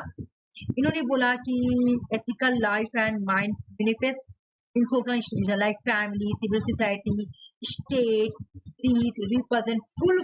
अब बोले कि जितना भी फैमिली था, सिविल सोसाइटी था, स्टेट था, सब में जब लास्ट में यहाँ पे जब आता है ना तो सब में जान आ जाता है, सब में स्पिरिट आ जाता है, सब में गाइस्ट आ गया, फुल एक्चुअलाइजेशन ऑफ फ्रीडम आ गया लोगों में, सेल्फ कॉन्शियसनेस 100% आ गया। According to Hegel entire historical process has reached its climax, historical process अपने क्लाइमेक्स में कब पहुंची, कंक्लूजन पे कब पहुंची, जर्मनी में जब पहुंचती है तब, है ना, जर्मनी में पहुंचती, क्यों कि अब जर्मनी में स्पिरिट एंड गाइड आ गया, पहले सिंपल कॉन्सेप्ट। ये एग्जाम में क्रोनोलॉजिकल में आता है कि हेगेल के अकॉर्डिंग कैसे कैसे हिस्ट्री कैसे कैसे तुम्हारा प्रोग्रेस किया है। तो पहले हिस्ट्री सिंपल में आया, फिर सेल्फ में आया, फिर रीजन, लास्ट में स्पिरिट। कहाँ पे आया तो जर्मन में आया, जर्मन में आया तो यहाँ पे 3 कल्चर में फैल गया, जर्मन के 3 कल्चर में फैल गया। कौन कौन से कल्चर में, देखो सिविलाइजेशन ऑफ जर्मनी, जर्मनी के सिविलाइजेशन कल्चर में फैल गया, क्या फैला, स्पीच, फुल पोटेंशियल बन गया। फिर जर्मन में कहा कहाँ फैला, नहीं रुको सॉरी, यहाँ ये बात नहीं बोला कि सिविलाइजेशन ऑफ जर्मन में फैला, अभी बता रही किस चीज में बोला। यहाँ पे स्पिरिट जो है ना फुल कॉन्शियसनेस यानी प्रस्ताव German state has the highest possible achievement of mind. Mind जो है ना, इंसान का माइंड जो है ना यहाँ पे आके फुल फुल फुल माइंड बन गया, full mind, full self consciousness मिल गया, है ना। फुल सेल्फ कॉन्शियसनेस इंसान को यहाँ पे मिला। तो बोले जर्मन में जब ये जो तुम्हारा स्पिरिट है ना, तीन चीजों में देखने को मिला, तीन चीजों में। ये स्पिरिट जो है ना, ये जो गाइस आया फुल कॉन्शियसनेस, थ्री चीज में आके फैल गई। देखो स्टेट, माइंड जो है ना, तीन चीज में जर्मन के सिविलाइजेशन के थ्री चीज में आके फैल गई। किस किस चीज में? जर्मन के रिलीजन में, जर्मन के आर्ट्स में, जर्मन के फिलॉसफी में, वो भी हेगल की फिलॉसफी में आके स्पिरिट और माइंड जो है ना दिख रहा था। जर्मन का जो रिलीजन था, आर्ट था, फिलॉसफी था, उसमें जो है ना स्पिरिट और माइंड का फुल कॉन्सेप्ट दिख रहा था। ये भी प्रीवियस ईयर क्वेश्चन है कि अकॉर्डिंग हेगल के अकॉर्डिंग किस किस में जाके तुम्हारा स्पिरिट और माइंड जो है ना रिप्रेजेंट होता है, कहाँ कहाँ स्पिरिट और माइंड देखने को मिला था। तो रिलीजन, आर्ट और फिलॉसफी, जर्मन की जो रिलीजन, आर्ट और फिलॉसफी है ना, यहीं पर तुमको स्पिरिट देखने को मिला था। उसके बाद जब इन्होंने देखा कि ये सब कुछ देखा, तो इन्होंने क्या देखा? स्पिरिट का मतलब क्या? गॉड बन गया, लोग उसके अंदर फुल कॉन्शियस, पूरा पावर आ गया। यानी इन्होंने क्या देखा? इन्होंने बोला कि मैंने देखा कि स्टेट पे जो ना गॉड जो है ना, state is the march of God and earth. Earth के ऊपर ना स्टेट, यानी जर्मन स्टेट पे अर्थ के ऊपर गॉड जो है ना मार्च कर रहे हैं। मतलब जो इंसान के अंदर इतना पावर आ गया, इतना माइंडफुल कॉन्सेप्ट किया, तो गॉड का जैसा होता, और गॉड जो है ना वो जमीन पे चल रहा है। ये बात है, ठीक है ना। उसके बाद हेगेल, हेगेल जो बोलते हैं क्या? हेगेल के लिए बेस्ट स्टेट कौन सा है? Constitutional monarchy. हेगेल जो है वो बोलते हैं state as a supreme organism. अरे स्टेट सुप्रीम ऑर्गेनिज्म क्यों? कि यहाँ पे तो गॉड चल रहे हैं।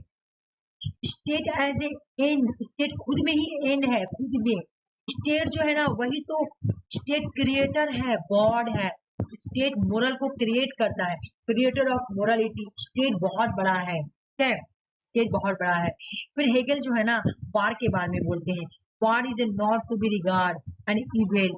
वार जो है ना फिल नहीं, वार जो है ना वो एक फिल नहीं है, वो एक वर्च्यू है। वार फिल नहीं, वार बुरा नहीं है, वार खराब चीज नहीं है, वार इविल नहीं है, बल्कि वार वर्च्यू है ना। War is effectively display irony of the divine idea. बोला ये क्या करा? Irony of the divine idea को डिस्प्ले कर देगा, है ना। इस तरह का अगर आइडिया होगा उसको हटा देगा। वार ऐसा है, वार बहुत इफेक्टिव है। वार जो है ना वो डिस्ट्रॉय कर देगा। War destroy the selfish egoism individual. अगर स्टेट में कोई सेल्फिश इंडिविजुअल है, इसको वार हटा देगा, डिस्ट्रॉय कर देगा, बर्बाद कर देगा, है ना। द स्टेट ऑफ वार जो है ना, स्टेट ऑफ वार जो है ना, ओमनीपोटेंस, सो द ओमनीपोटेंस और द स्टेट इंडिविजुअलिटी। ये अकेले में ही स्टेट ऑफ वार ऐसा है ना। ओमनीपोटेंट का मतलब पूरा पावर, गॉड का जैसा कंपेरिजन कर रहा। ओमनीपोटेंट का मतलब होगा, ओमनीपोटेंस का मतलब है कि एक स्टेट गॉड के बराबर, स्टेट के पास पावर, ठीक है। हेगेल के लिए सिविल सोसाइटी विच इंडिविजुअल, बोले मेरे लिए सिविल सोसाइटी वो है जिसमें मार्केट हो, लीगल सिस्टम हो, एसोसिएशन हो, ये सब, ठीक है। तो हेगेल जो है वो, अच्छा पुलिस भी हो, सॉरी ब्यूरोक्रेसी भी हो, पुलिस भी हो, ये सब जो स्टेट को बैलेंस करके रखे, बना के रखे, ठीक है ना, इसको स्टेट को बैलेंस करके रखे, फैमिली और स्टेट को मेंटेन करके रखे, ये सब कौन करेगा? Police, bureaucracy officer. Legal system में ही तुम्हारा आ जाएगा ब्यूरोक्रेसी, ठीक है ना। तो हेगेल जो है सिविल